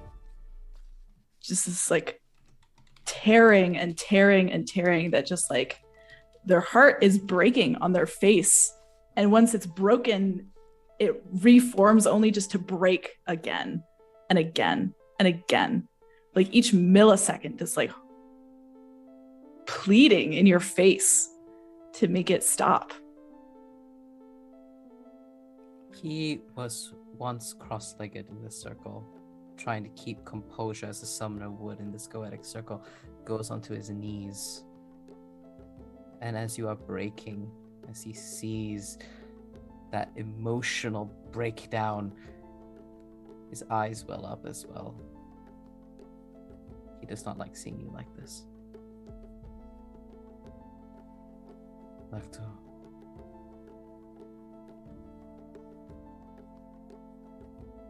You truly want to go. You can. But I know that you will kick yourself every day. And this moment was here and you walked away. Say what needs to be said. Do what needs to be done. Don't leave anything unspoken. Trust me.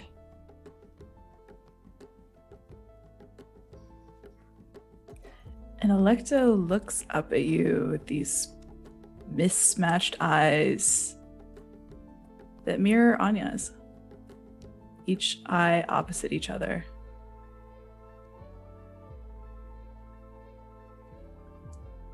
And they look back toward her. She and Teth seem to be talking in whispering as you two are discussing or having a conversation with each other. Teth is hovering with her arms around her, though not touching, occasionally looking over at you, Alecto, and motioning.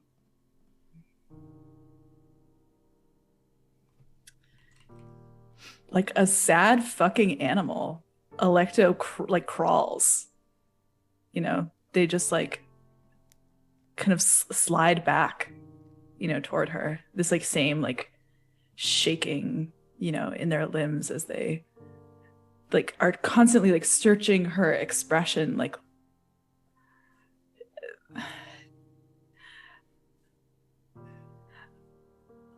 Anya, I didn't want it to happen like this.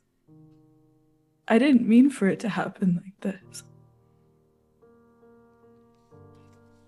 And though there's still a little bit of confusion in her face, there is also compassion and no sense of dislike or hatred or any negative emotion as she looks up at you. I know.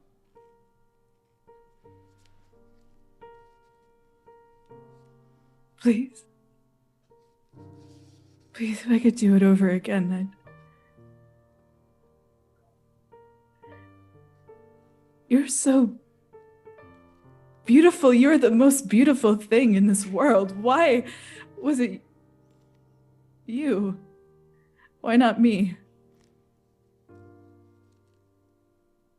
I'm good at a lot of things, Alecto, but I don't have all the answers.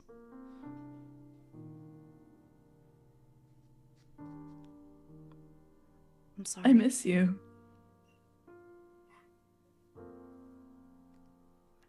I miss you too. I miss both of you.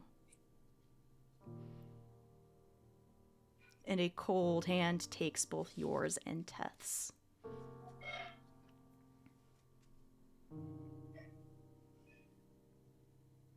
I promised myself that I would never bother you again. I would never. I need your help. Anya, we need your help. Teth was saying that you needed me for something.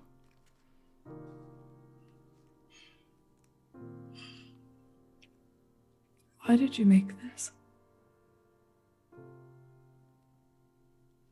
She'll take And your Alecto kind of, yeah. She'll take your hand and look down at it, fingers gently tracing the chains and the metal and the gemstones embedded in this piece of this making, and her brows furrow in confusion.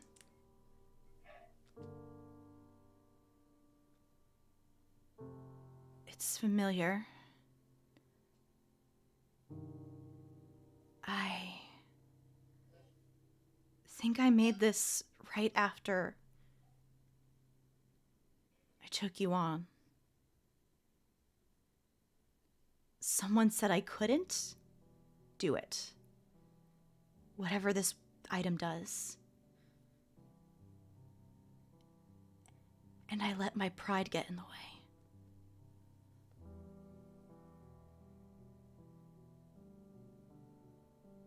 I don't remember what it does, but I know it's dangerous.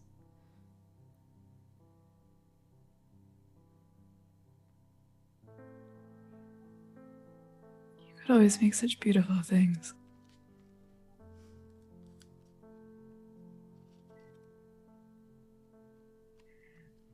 Why this one?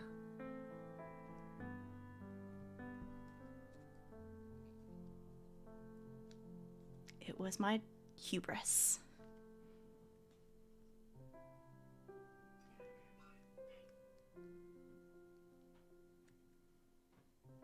Who challenged you to it? Can you remember? A woman named Avelia.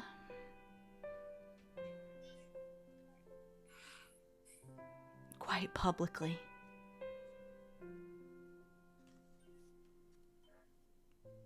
Amidst some colleagues.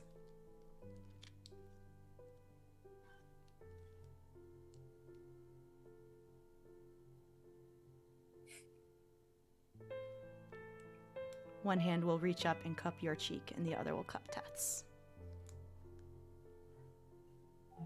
My friends.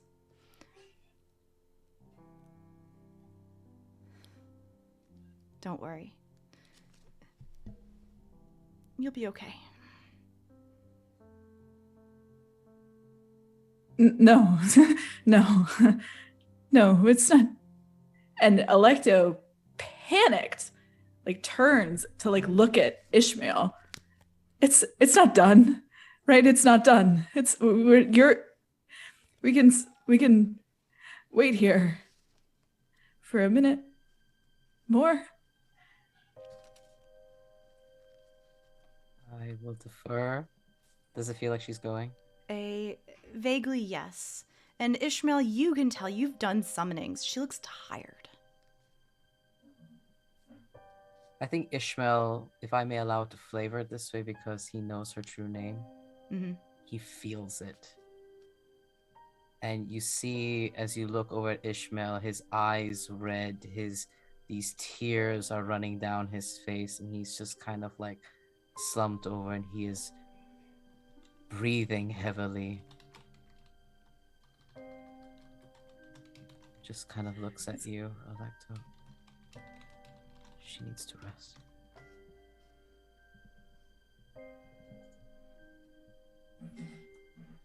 And Alecto looks like they want to argue. Like they want to like fight. But instead, like they kind of turn back toward Anya. I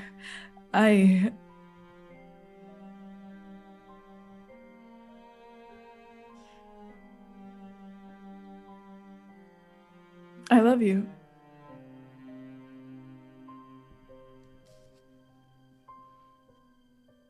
Teth gives you it's not an angry look. It's inscrutable, but she looks at you and looks at Anya And with both of you on your knees, she kind of stands up, squeezes Teth's shoulder, and then kisses your forehead before her essence goes back into your mask.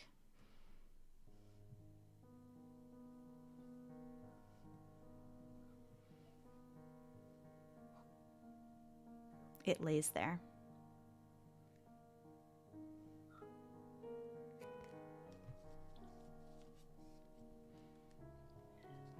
Alecto, I think, as she starts to disappear, and she like leans down and like kisses their forehead, like there's the same like moment of panic where they like they reach up, like they're gonna like try to like grab her again, and their hand just goes right through nothing, as like they follow her down into the mask until like their hands are just on either side of it.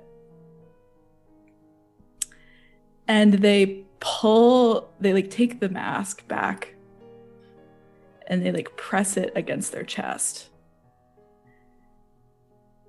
And they scream this like very Furiosa at the end of the movie, you know what I mean?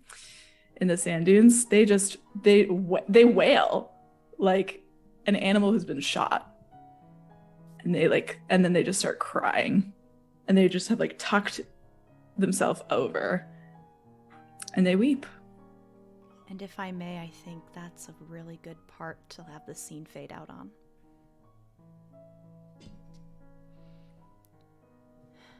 We go to a different scene. And the card I have pulled for this scene is the Endless Maze on the Gray Sun. Value of 3, Secrets, Ravens, Books, and Flames. Meanings: journey, long spans of time, inner turmoil. So, if I can find my mouse, Roshni, tell us about how you go about doing this and contacting this person. Okay. So Roshni got a letter not too long ago. That's right. Roshni was in their quiet place, a ocean nestled inside the ever-burning forest, and a fish came to see them and gave them a letter. In the letter, it was short, but there was an invitation to talk. There was an apology. And that letter was from Taryn. So lately, Roshni believes that their power could advance some. You know, they haven't really cared too much about the whole orders and advancing within those and all of that power and all that stuff. But lately, Roshni has been feeling the limits of their magic and of their power, and they've come to the conclusion that it's important for them to advance and to learn another aggregate if they can. Particularly, they're interested in learning the aggregate of the sea. But the thing is that Roshni's cell, their weaver's cell, doesn't have a weaver who knows this aggregate. Lo and behold, they've tried. They talked to Bonnie, the leader of their cell, spoke to her, asked, do you know anyone, any possible weaver who is of a greater degree that knows this aggregate that would be willing to mentor Roshni? And unfortunately, the answer is no. But Roshni knows somebody who knows this aggregate, a weaver, 3rd degree, and their name is Taryn. So I think instead of trying to find Taryn and leaving it up to uncertainty, leaving it up to fate, they just go to Taryn's house. Yes, Taryn's house, as you would know, you've been there many, many times, is in the middle of an alleyway, and you would all know of this alleyway.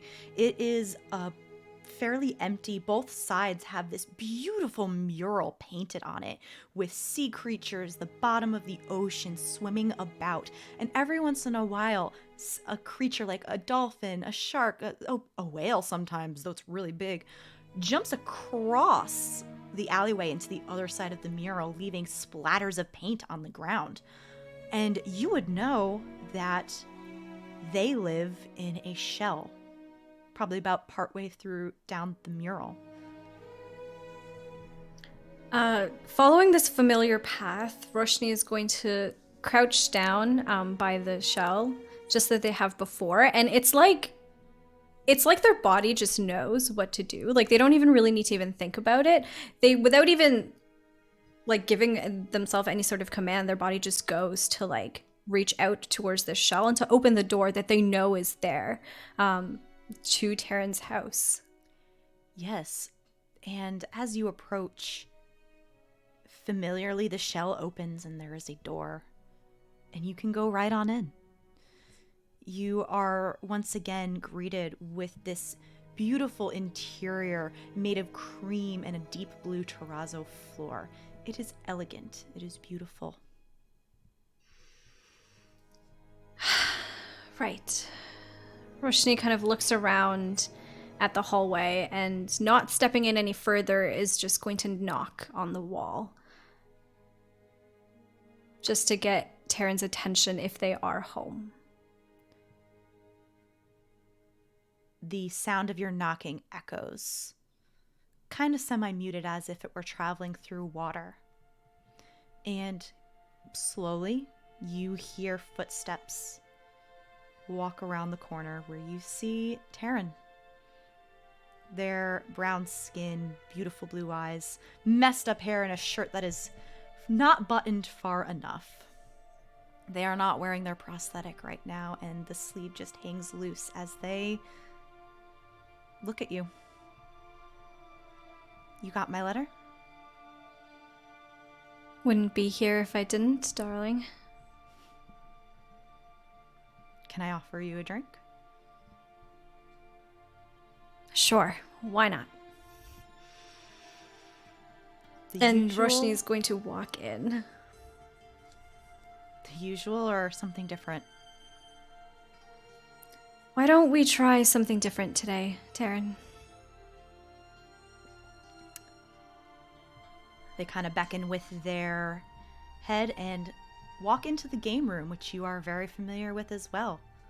There is a half set up board of the Spiders game. Looks like they were playing against themselves in practice. And on the far side, there is a nice little cart with glass decanters and alcohol. And with one hand, they pour one drink of a effervescent white liquid and bring it over to you, where there's a drink already on the table of their own, partially consumed, and they hand it out to you.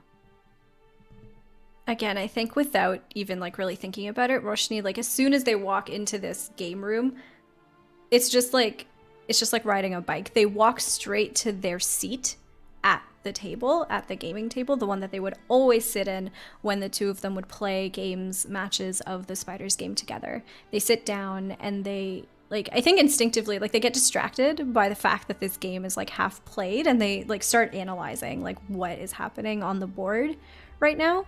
Mm-hmm.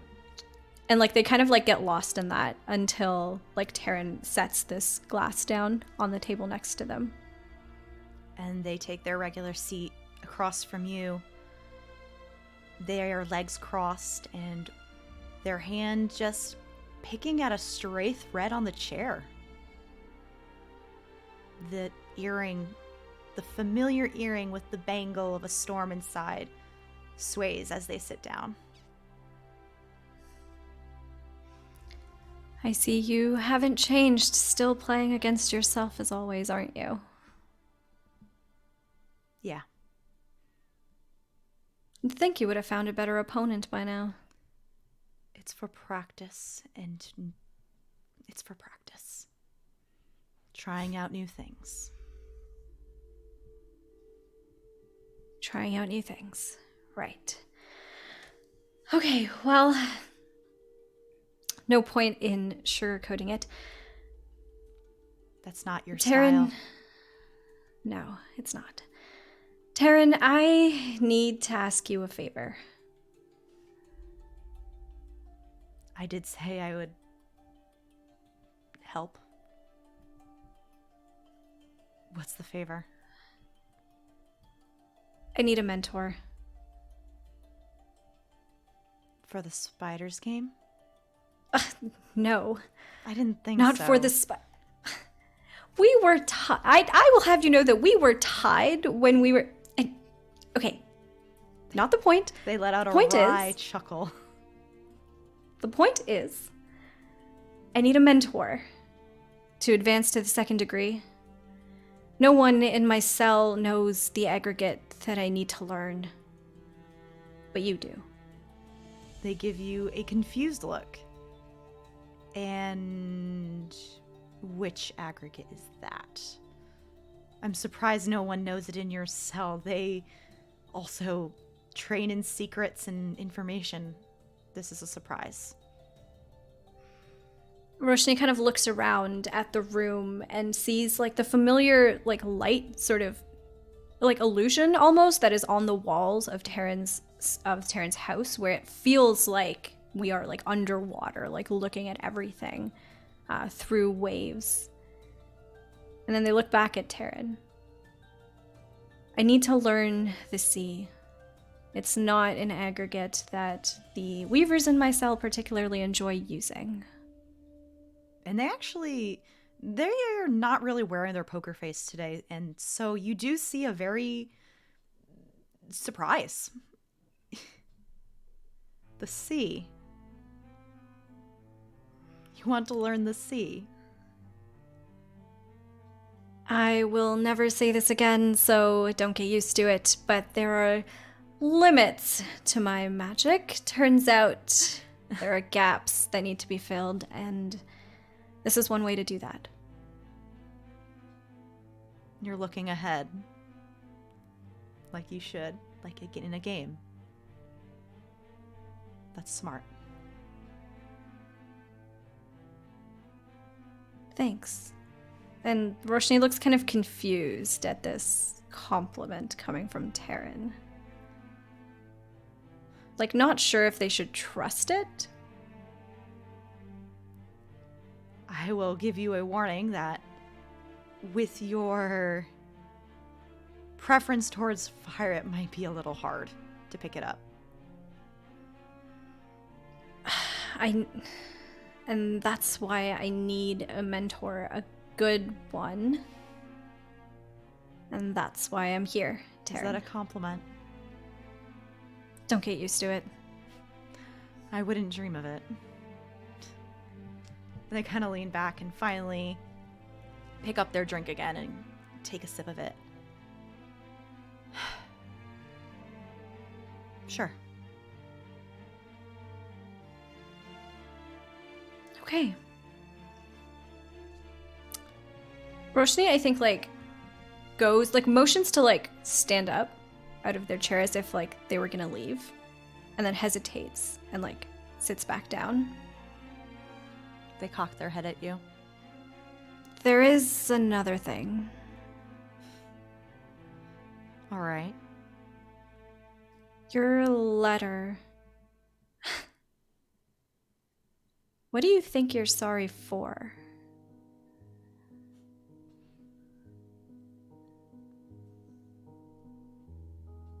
I'm sorry for... They look down at their drink and they swirl it a bit more. I'm sorry for not trying harder to convince you out of the terms of the bet. Try harder. You didn't try at all. You almost goaded me into it, if I recall correctly. Our Taryn. memories must be very different. I asked you multiple... I'm not going to argue about this. You're right, I didn't try hard enough, and I should have.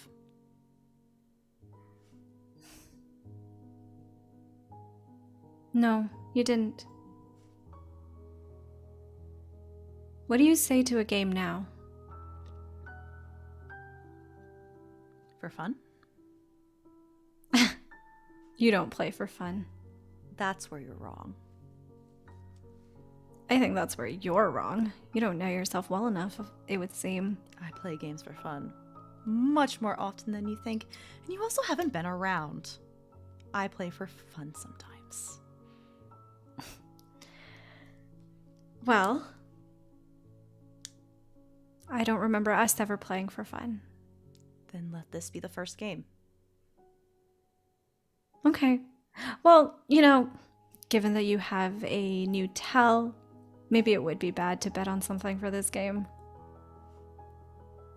If you need to bet on something, bet on dinner. Fine. Anywhere except the Blue Royal, please. Fine. Cafe. Question mark? Okay. And let's make it 7 boards this time. As you wish. And they wave their arm over the game boards. They reset, a couple more boards add themselves. Then you two can play. Anything else? Who wins? That is a good question. Who I does win? need to know. Who does win? Do you want to roll? I also need to know. Do you want to roll or card? The card. Okay, neither likes me, so I don't know what's the better. Card. Roll. Sure, Roll. let's go with the card. Let's go with the card. Ooh, I like this card. I don't like the way that sounds. On the gray sun, on the pale sun, the angel. Value of 7, notions, cats, clocks, and wind. Judgment, safety, assistance, light, and justice. You win. Nice. And justice is finally served for Roshni. Thank you.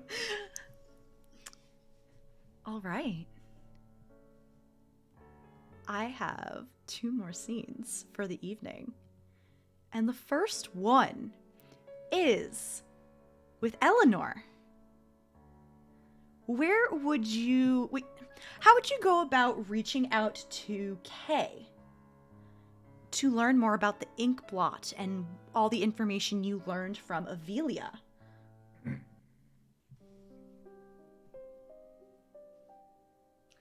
I don't know. So, what?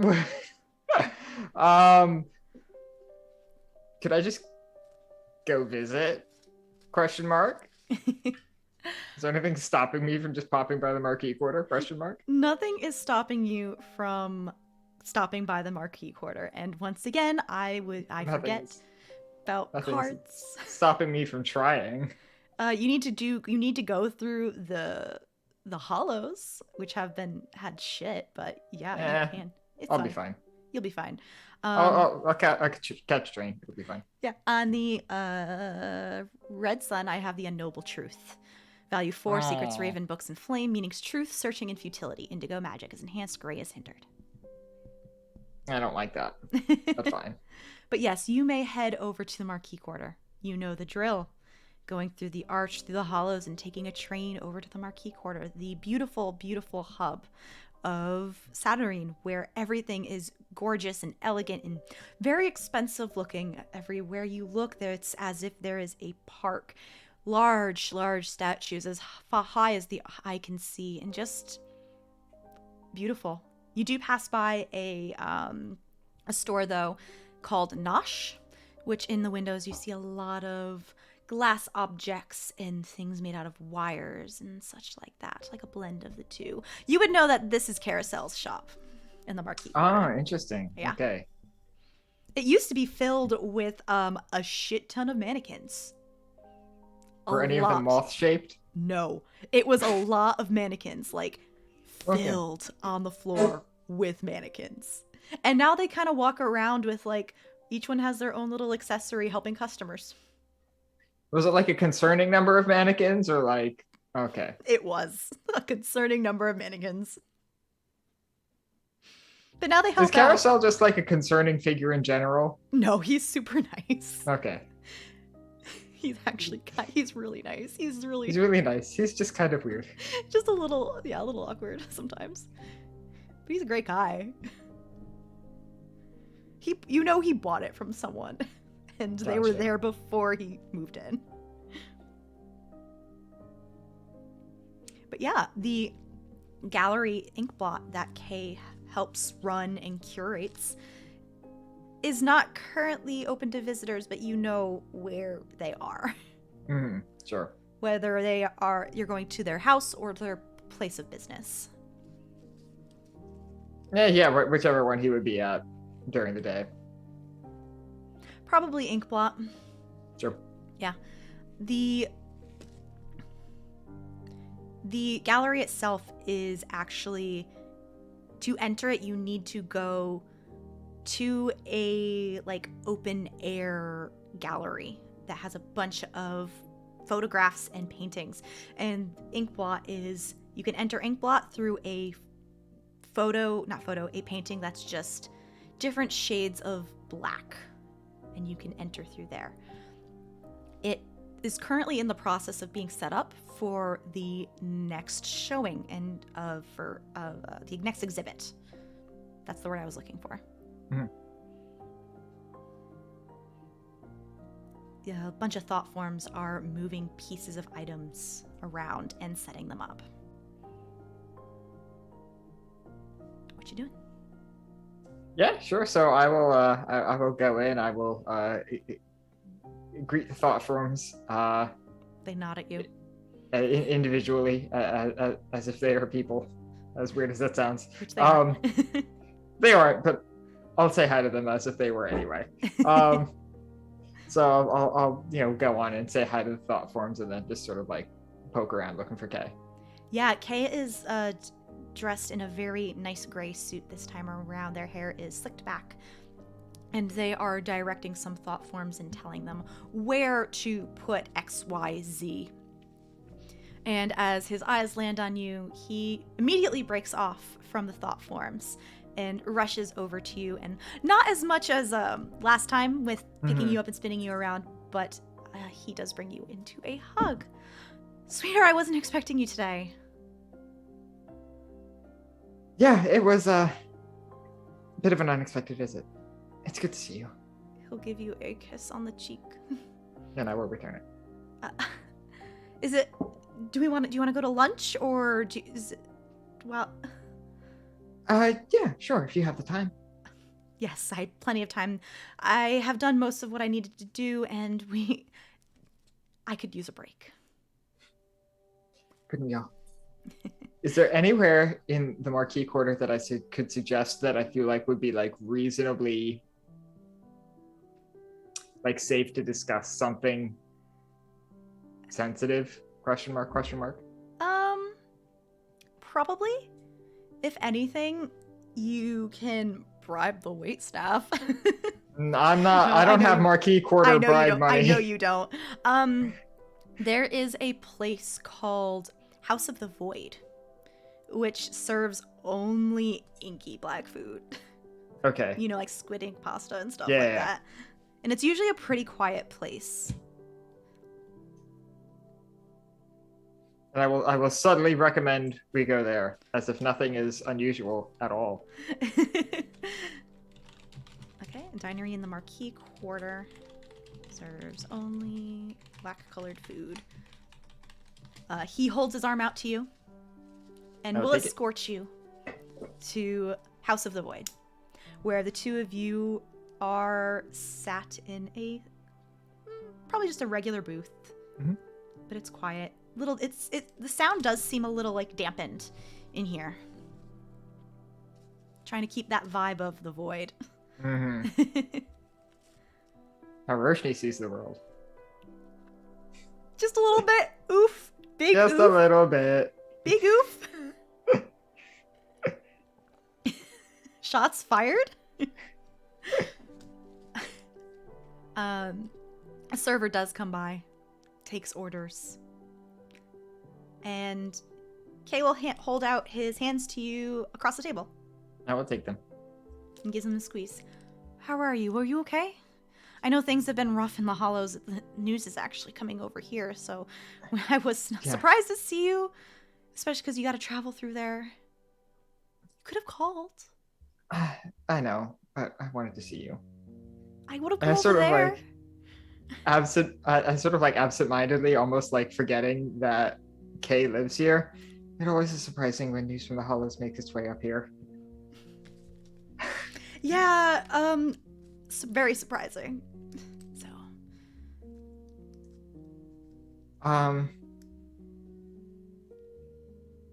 And I'll proceed to try and start a relatively casual conversation. I'll tell him all about how I made it to second degree makers and tell him all about the painting, etc., etc., etc. Just start it off nice amazing. and easy. I'm so proud of you. Thank you. I would love to see it next time I'm over, if that's okay. Of course. Can I use it? I'm pretty sure I can use it, right? I don't want to use it if you need to use it, but I want to see it in action, if that's okay. Like, Eleanor is thinking, you're a non, so I don't know if you can use it. They can use... I've been playing it where they can use items. Okay. Yeah. Oh, in that case, yeah, I'm sure you can use it.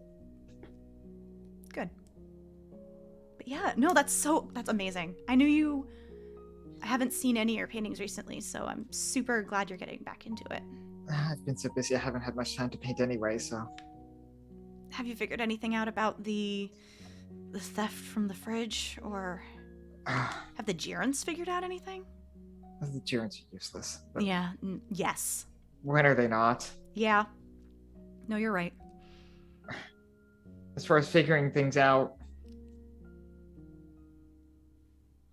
I feel like some questions have been answered and they leave other questions in their wake, so I don't know if we're any closer to knowing anything, but... I'm sorry. That is actually something I wanted to talk to you about while I'm here, though. Oh? I was in the Hollows not too long ago, and... Are you okay? I'm okay. I'm okay. All my friends are okay. Okay, good. Everything is okay. And I'll squeeze your hands. I found someone connected to what happened at the fridge, and convinced her to reveal a secret. Their next target is going to be at your gallery. They? Who? Sorry. Okay. Can you back up a little bit? Yeah, sure. Have you heard of King 9? The gangster mob person? Yeah. Okay. So the person who stole from the fridge is working for King 9. Okay. That's a lot of information. Yeah. And they, the collective, are targeting something at the ink blot. The same person will be doing the theft. What? I think. Yeah. Do you know what they're stealing? It was referred to as a crimson dot item. I don't know if that's something that... I don't know if that's information you keep or information that you would even have on you. But... Well, we mark items that patrons want to buy with a little red dot. Like a little, like a sticker. Yeah. So... I'm like quickly running through like the cost benefit of elaborating on that more. Like, I can look. Do you know if there's anything that... Do you know if there's anything the Sodality has taken an interest in? And he actually lets go of your hands and kind of like does this, like laces his fingers and puts his chin on his hands. Yeah. There is, actually. I didn't have much of a say in this. And he kind of like leans in like a little bit. I know when you first mentioned them to me, I know you warned them about them. But I don't own the gallery, but... I know. Lancis Barrakin, who owns the Kalmara house, bought out the ink blot. Is this something I know? Have you been keeping up with Kalmara's sodality stuff? No, but I've been Then trying to keep. no. The what though? Then Eleanor is just as shocked as Alex is. What the fuck? Yeah. Eleanor is already not particularly colorful, but she pales even more. And he'll like let go of his hands and he'll reach out to you again. I know. But I didn't have much of a say in this, and the paperwork already went through, and I was one of the last people to know.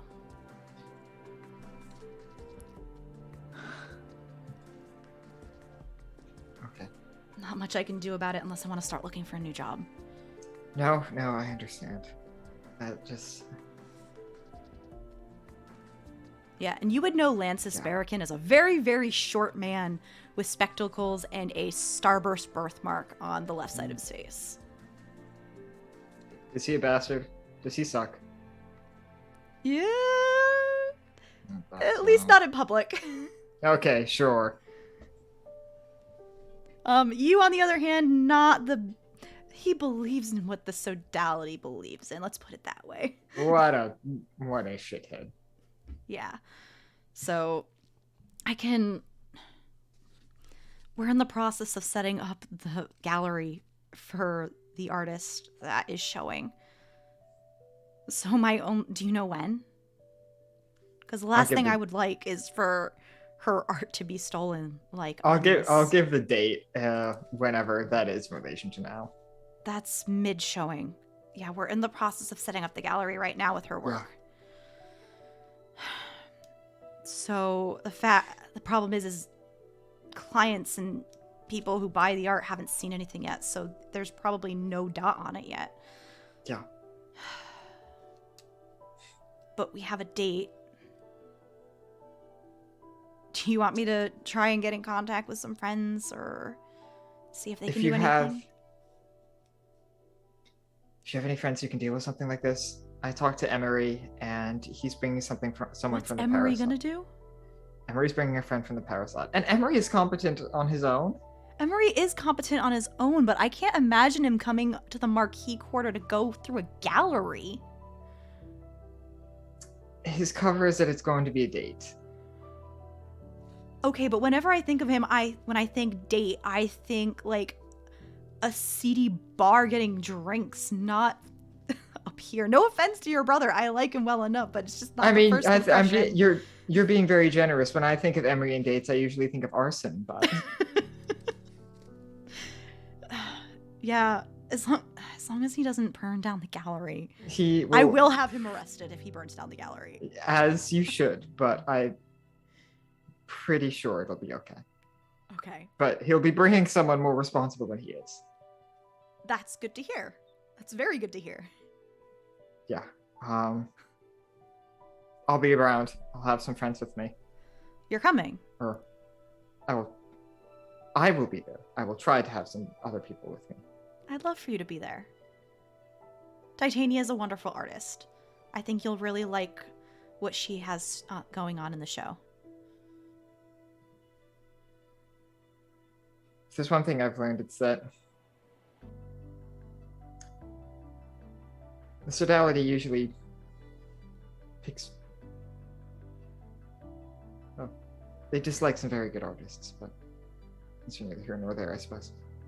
Yeah. Well, knowing something is the first thing, right? Yeah. Do you have any friends who you think who could help deal with this? I'll ask around. I'll see what I can do. Am I not allowed to tell them anything? I think you can tell them as much as I've told you, which is as much as I know. I mean, I wouldn't exactly make it public. Hopefully we can catch this person, but I'll be as quiet as I can. give me the names of everyone who's coming. I can make sure there won't be any issues getting in. Well, I can give you the names of the people I will try to bring, and I will give Roshni, Ishmael, Alecto, and Lillian. Do you give your brother as well? Yeah, I'll give Emery and what's his name, like Michael or something along those lines. Mikyl. Yeah. Yeah. Michael. Okay. I'll make sure they can at least get in. I'll try to convince Alecto to wear a shirt this time. I haven't met Rem yet. So, we'll see how it goes. Shirt, shoes, no shoes, no service, unfortunately. Yeah. I will have to enforce that.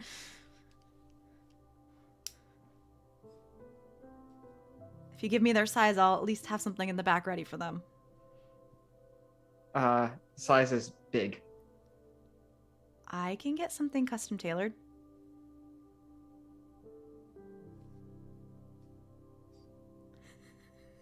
See? I'm sorry, if I'm going to get a custom tailored suit, go ahead. You wouldn't know if Alecto has any shirts. Yeah, right now, like Eleanor is doing the mental calculus, like, well, this might be nicer than anything that Alecto has, so I might just not tell them to bring anything, and then just bring out, oh, you have to wear this, by the way. Ambush them, yes. Just let it all happen at once, coerce them into nice clothes. And is there anything else you wanted to talk to not Emery, Kay about? No, just to sort of let the sort of grim, serious conversation subside, and then just talk about normal shit. Try to be happy for a little bit. Being happy for a little bit. The two of you have a lovely lunch. Whatever you order, there is. It looks like squid ink pasta, but it kind of moves a little bit or moves around a bit to maybe not be pasta, but it's tasty. Sure. Yeah. Drinks, black water, all the fun stuff. And you need to head home at some point. I do. Yes. Any pit stops? No, not in particular. Nothing's coming to mind. Okay. When you head back to the house without a key, you do notice your brother is here again. Ooh. Yeah, your brother is sitting on the couch, arm over on the back of the back, and and he's shooting the shit with Oliver Burns. Fuck. And he, as soon as you come in, he meets your eyes, Emery. Yep. And kind of looks over at Oliver, still talking to him, and then looks back at you. What kind of a look am I getting?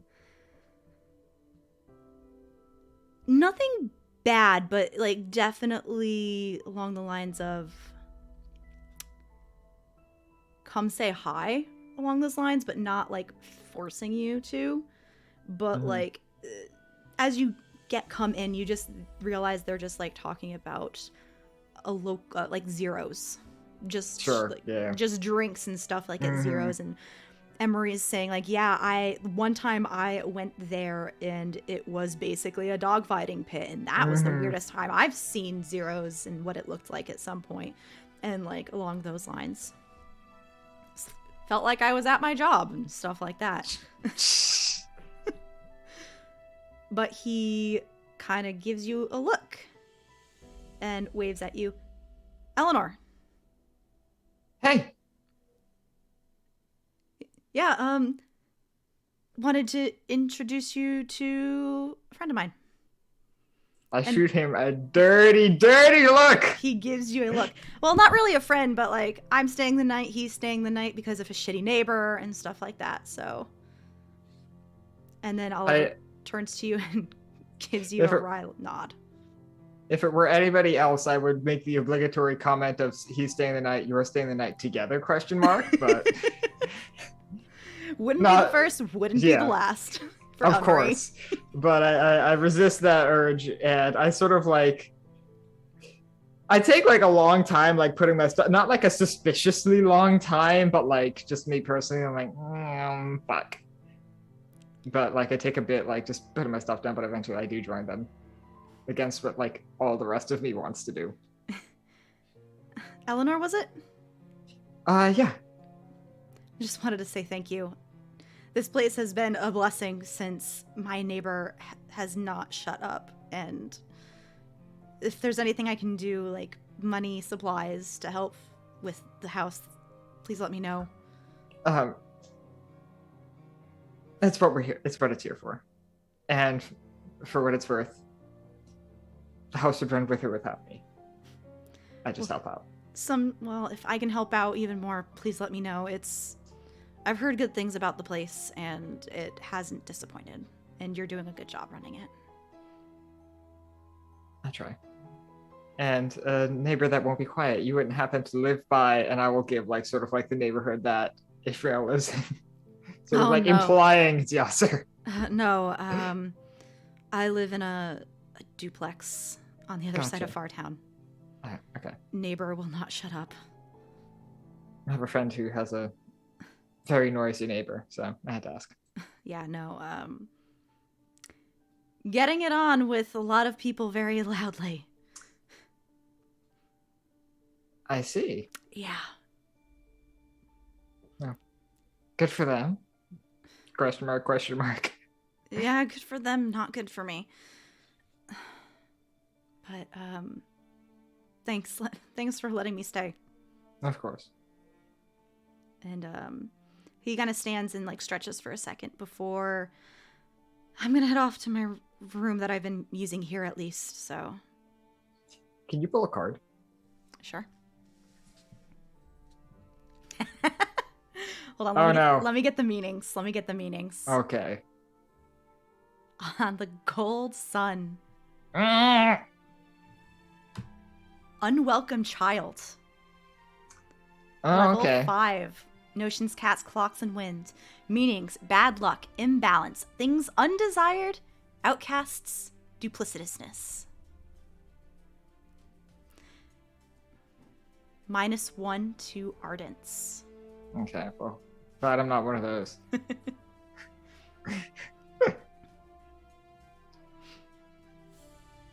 I'm sorry, I didn't catch your last name. Oh. Burns.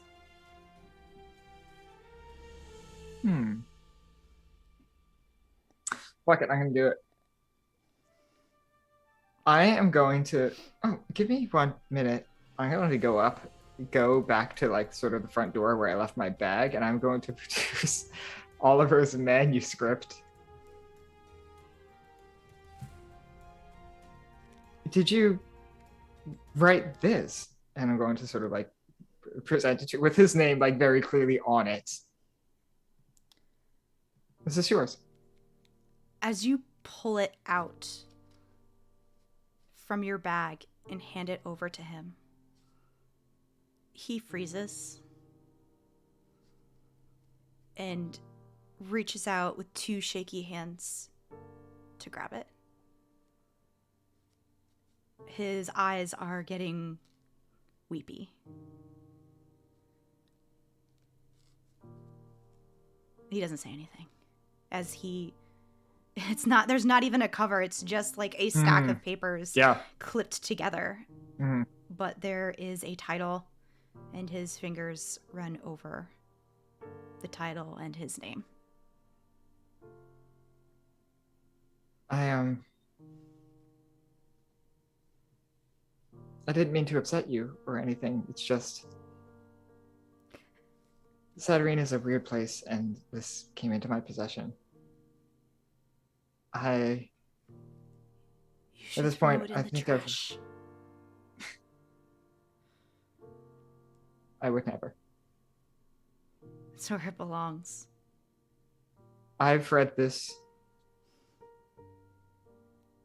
5 times, maybe 6. This is the most incredible thing I've ever read in my entire life. Can you roll me a check? Persuasion check. Sure, I have one skill in persuasion. I would like to use also a sortilege and a hidden knowledge. Are you using any interaction, Bene? Oh, yes, absolutely. So you have a +2 to your venture, and +3 to your venture, 3. and a sortilege. And then rolling 2 die. Okay. It's my magic die. There it is. Oh, thank God I rolled 2. So that is an 8 on the magic die and a 2 on the regular die.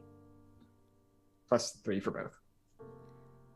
As you say that this is the most amazing thing you've ever read, a couple tears roll down his cheeks and splatter onto the paper.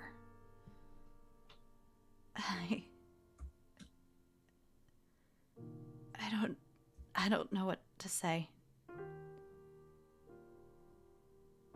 You don't need to say anything. And he half pushes the manuscript back into your hands. Excuse me.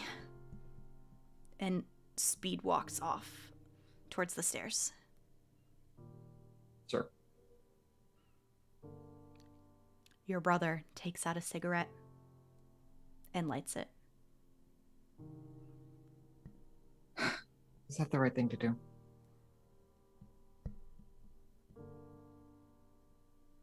He takes a long puff. Of course he does. And exhales away from you, politely. I don't think you could have made him feel any worse than he already did.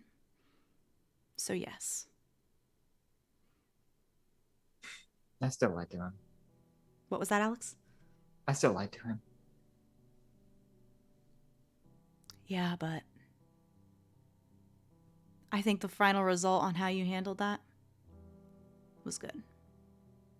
He doesn't need to know that it was you. He does. I'm just not brave enough for that yet. In your own time. I have that luxury. You are both healing, so.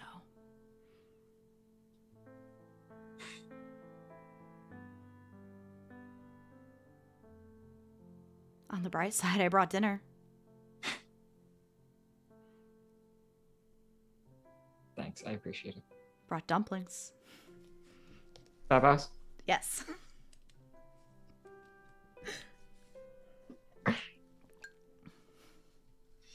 At some point over the course of dinner, I will sort of like, you know, through the miscellaneous sort of sibling bullshit. You know, I really did not want to have that conversation, but I'm glad you encouraged me. Something tells me you were avoiding him. So, you have a habit of doing that. So, you have a Yes. habit of avoiding people when you don't want to talk to them, avoiding your own feelings and all that fun stuff. So, Yes, I didn't want to do something, so naturally you just forced me to do it. would you have done it either way? Do you even go see anyone at the church anymore? Because I feel like this is something you should be talking about, and probably not with me. With everything about what's been going on in the fridge, I've been a bit busy. I've not been going to They church. have a pop-up station in Fartown. I know. You don't have to go to the CC. I know.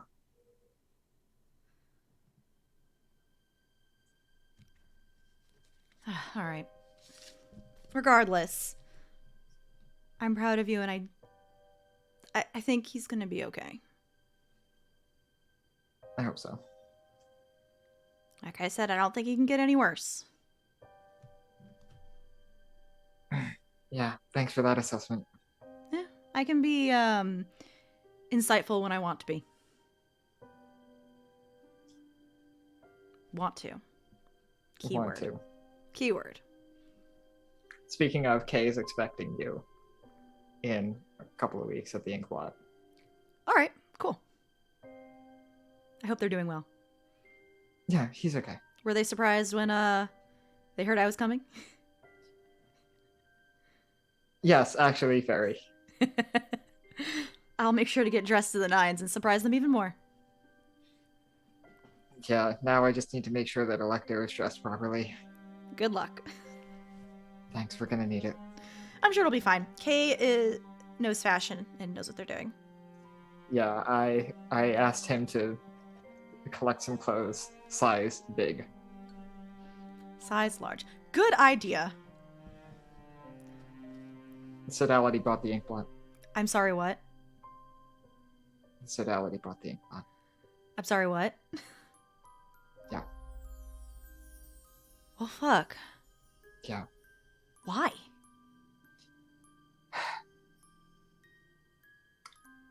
Tighten their grip on whatever Satyrine is and is not allowed to see, I imagine.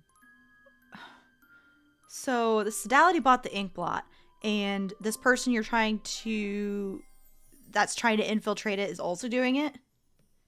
What? It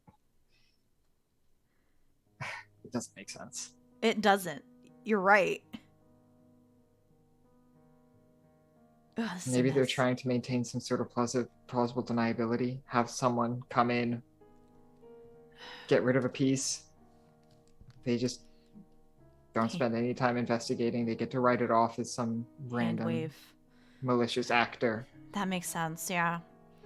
They are crafty from what you've told me, so. Yeah. Understatement. All right. I will talk to Michael, because, yeah, he's smart. He might have extra insights and such. Maybe we can. Ooh. And he takes out his Vance book and starts writing some things down. Mm. Yeah. I like to imagine that his spellbook just instantly just increases the smell of cigarette smoke in Oh, it any does. space. It does. Okay, This I is need to write Okay. these notes down and talk with Michael and maybe for once get that evidence that Yasser wants. So, Or you could just smoke in his face like you've been doing for the past I need to 6 rub months. his nose in it that I am right. So I'm going to get that fucking evidence and I need to go do this. You do that. So I'm going to go write down these equations and stuff. I will see you tomorrow, dear sister. I look forward to it. Good night, Elle. Not him. And he goes off to his typical room that he would normally go into. Not before I give him a hug. Oh, of course. Yeah. No. He's a little distracted because he's like, he puts his arm around you to keep writing and then like gives you a kiss on the forehead and then goes upstairs. We are going to run a little over tonight, but we have one more scene. Oh, I like this card. So on the invisible sun, where is it? Where is it? Come on. I have the questing knight. Value of 5. Visions, swans, blades, and water. Meanings justice, journey, determination, and achieving goals. Alecto. You are in your shop, helping a customer, alone. They are, tell me why you are alone tonight, and for once. Because we were supposed to be doing the whole, everyone's supposed to be sticking together in pairs, but sometimes we need to go off plan. I think, is this after the summoning? Yes, it is. After the summoning, Alecto is really hard to find, I think. They pull away.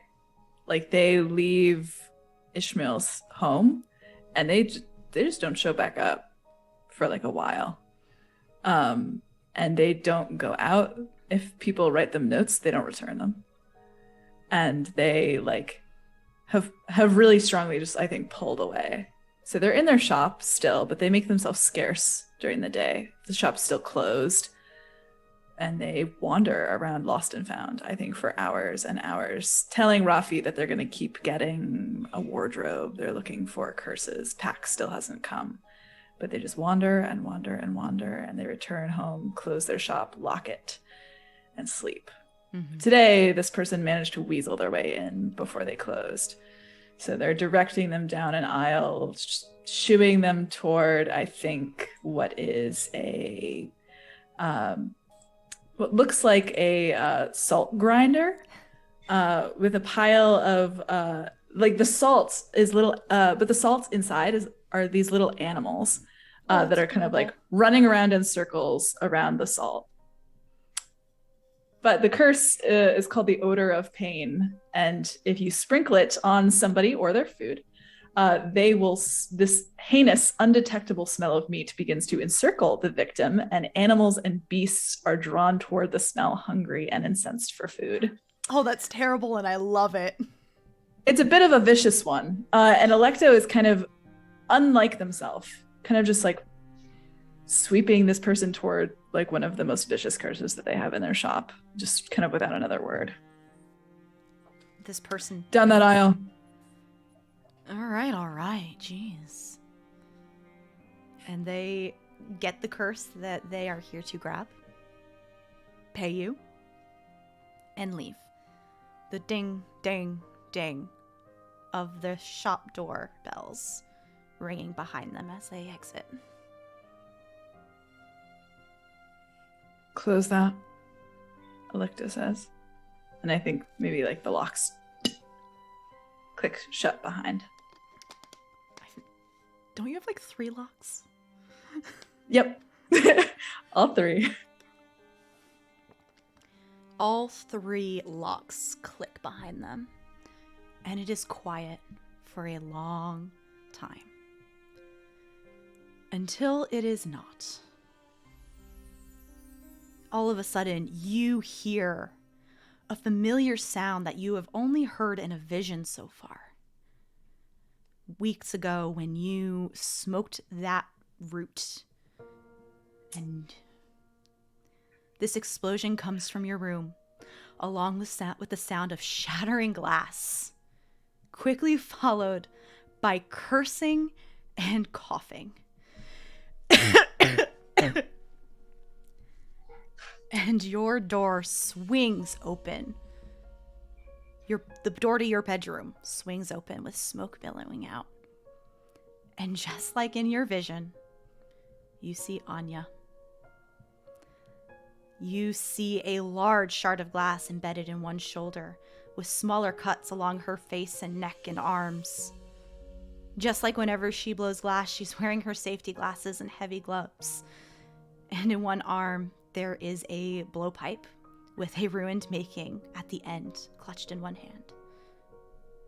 Her eyes, as they finally lay upon you, both eyes are blue and bright and confused. Before she stumbles forward into that desk that you do your sales on, still coughing. I think as the locks close, and Alecto had, I think, just kind of like sat back in the relative quiet, which for them is still low. And they had taken the dagger out that they had gotten from Roshni and was kind of like just keeping, like tilting it down into their desk and just spinning it around and looking at it, like listening to the sound that it makes, the blade somewhere between a low scream and a song, just like all weapons, the sound to Alecto, I think. And this like boom kind of just like knocks them forward. The dagger like goes scattering out of their hand. They like whip around, and as the scene plays itself out again, Alecto freezes. They're like frozen kind of on the other side of their desk, like halfway stood up with like both of their hands on the desk. And as Anya comes out with the blood and the glass, like their hands like just clench the desk so hard that I think that it just fucking cracks. It's just like one like crack on the edge of the desk as they're staring. Their mask is like pulled up to the side and they stare in utter incomprehension.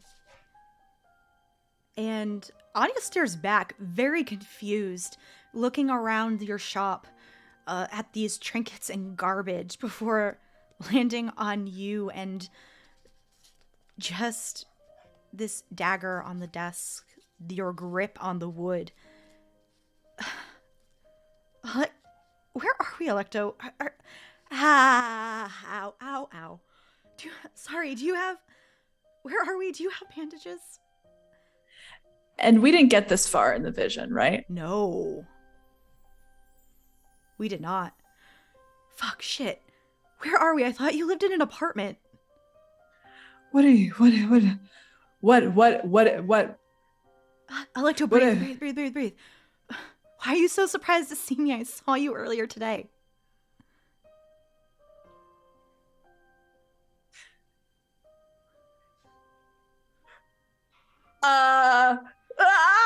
Alecto, okay, they're so smart. They're smart. Okay, I'm freaking out. Alecto's smarter than I am. Alecto, starts moving. They do have bandages. They have bandages. They get fucked up all the time from their sword training.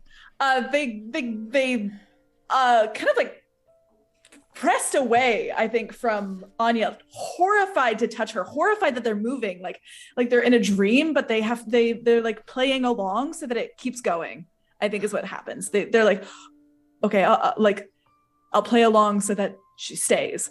I'll keep going. So they start to they throw open a drawer, they grab a piece of cloth, they just fucking tear it off the end of their cape. They just tear this cloth apart. Hey, calm down. No. It's just, I just need to get it washed and clean. I'm fine. Just calm down. That's okay.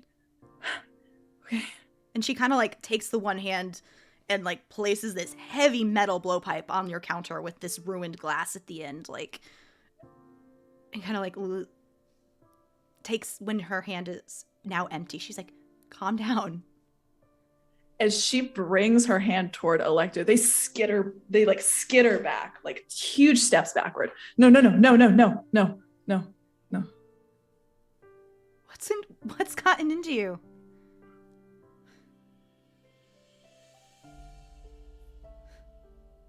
Anya? Did my blast hit you too? Are you okay?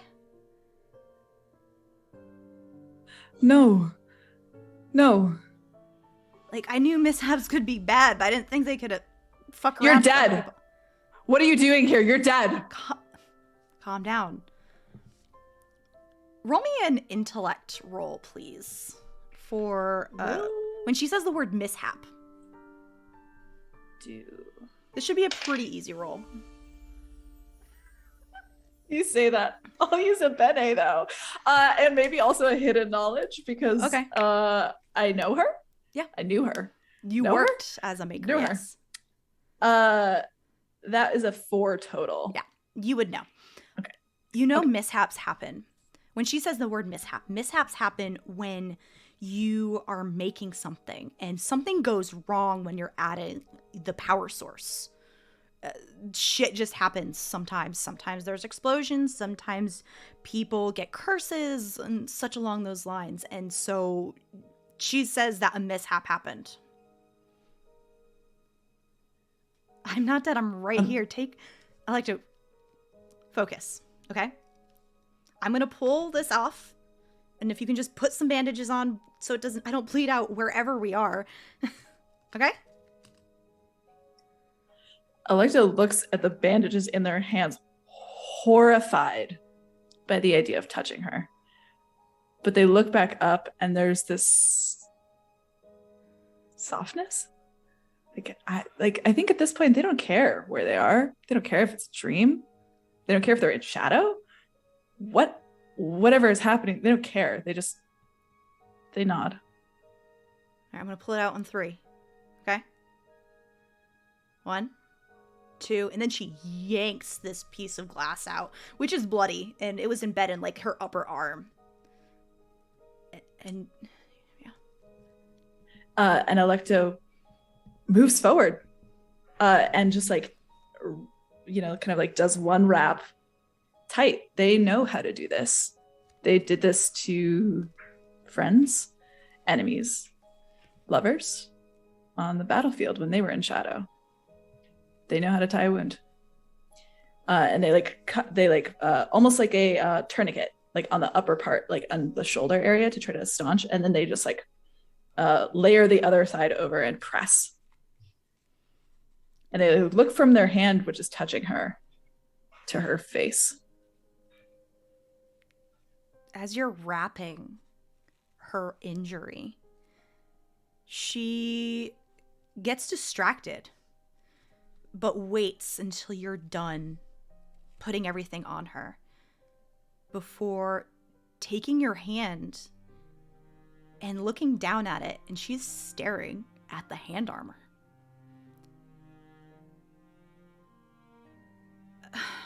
Where did you get this? I haven't made this yet. It's like half made. Oh my god! Alecto. Hey, This is the most serious you've ever seen her. Ever. Anya. Actually, rephrase. I don't know what's... Rephrase. It's made. It has been made. It's been made. Let's just say that. Like, where did you get this? This doesn't belong to you.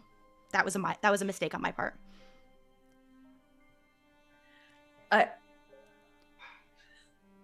Anya, I don't know what this is.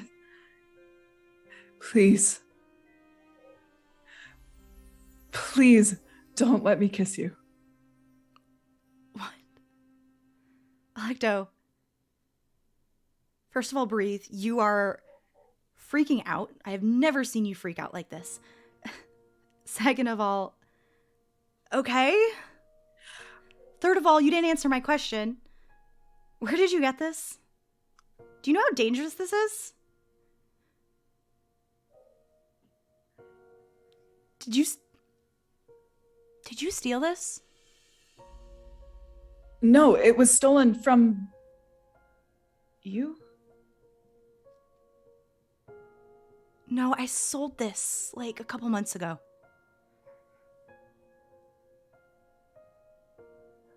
No. Someone roll me a die, No. odds or evens. Oh god. Even. And her brain is like, you can see the gears moving. Fuck, that was a mishap. That was a big fucking mishap. And she lets go of your hand at this point. Okay, out of character question. Yeah.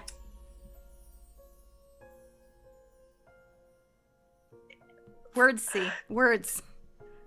Is there any possibility that this mishap has broken time Yeah.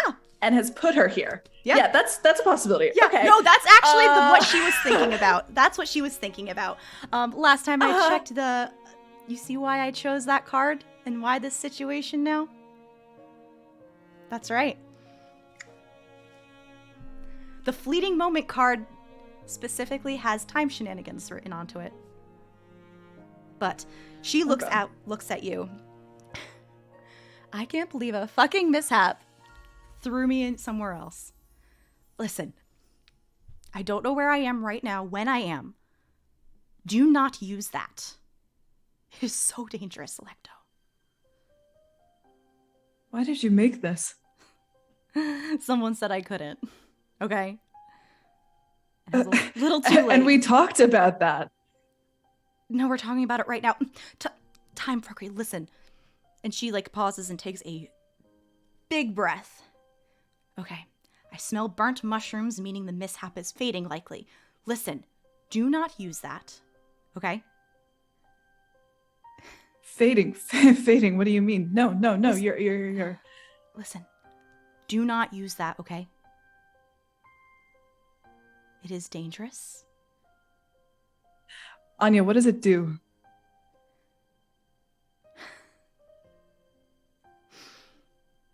It takes souls.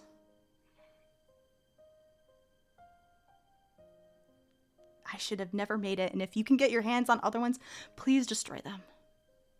I don't know when this is, but if you have one, it means they've...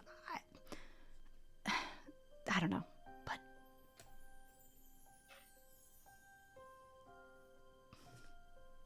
And she pauses. It's gonna be okay, just... No, remember what I said. Don't. It won't work. It's not gonna work. It's never gonna work, Anya. No matter what I tell you, it's not. It's not. So don't let me. When you go back, don't. Please. And she'll reach out to you, squeeze your arm, before the second time in less than a week. She fades away. The blowpipe is left. God. The blowpipe is left behind.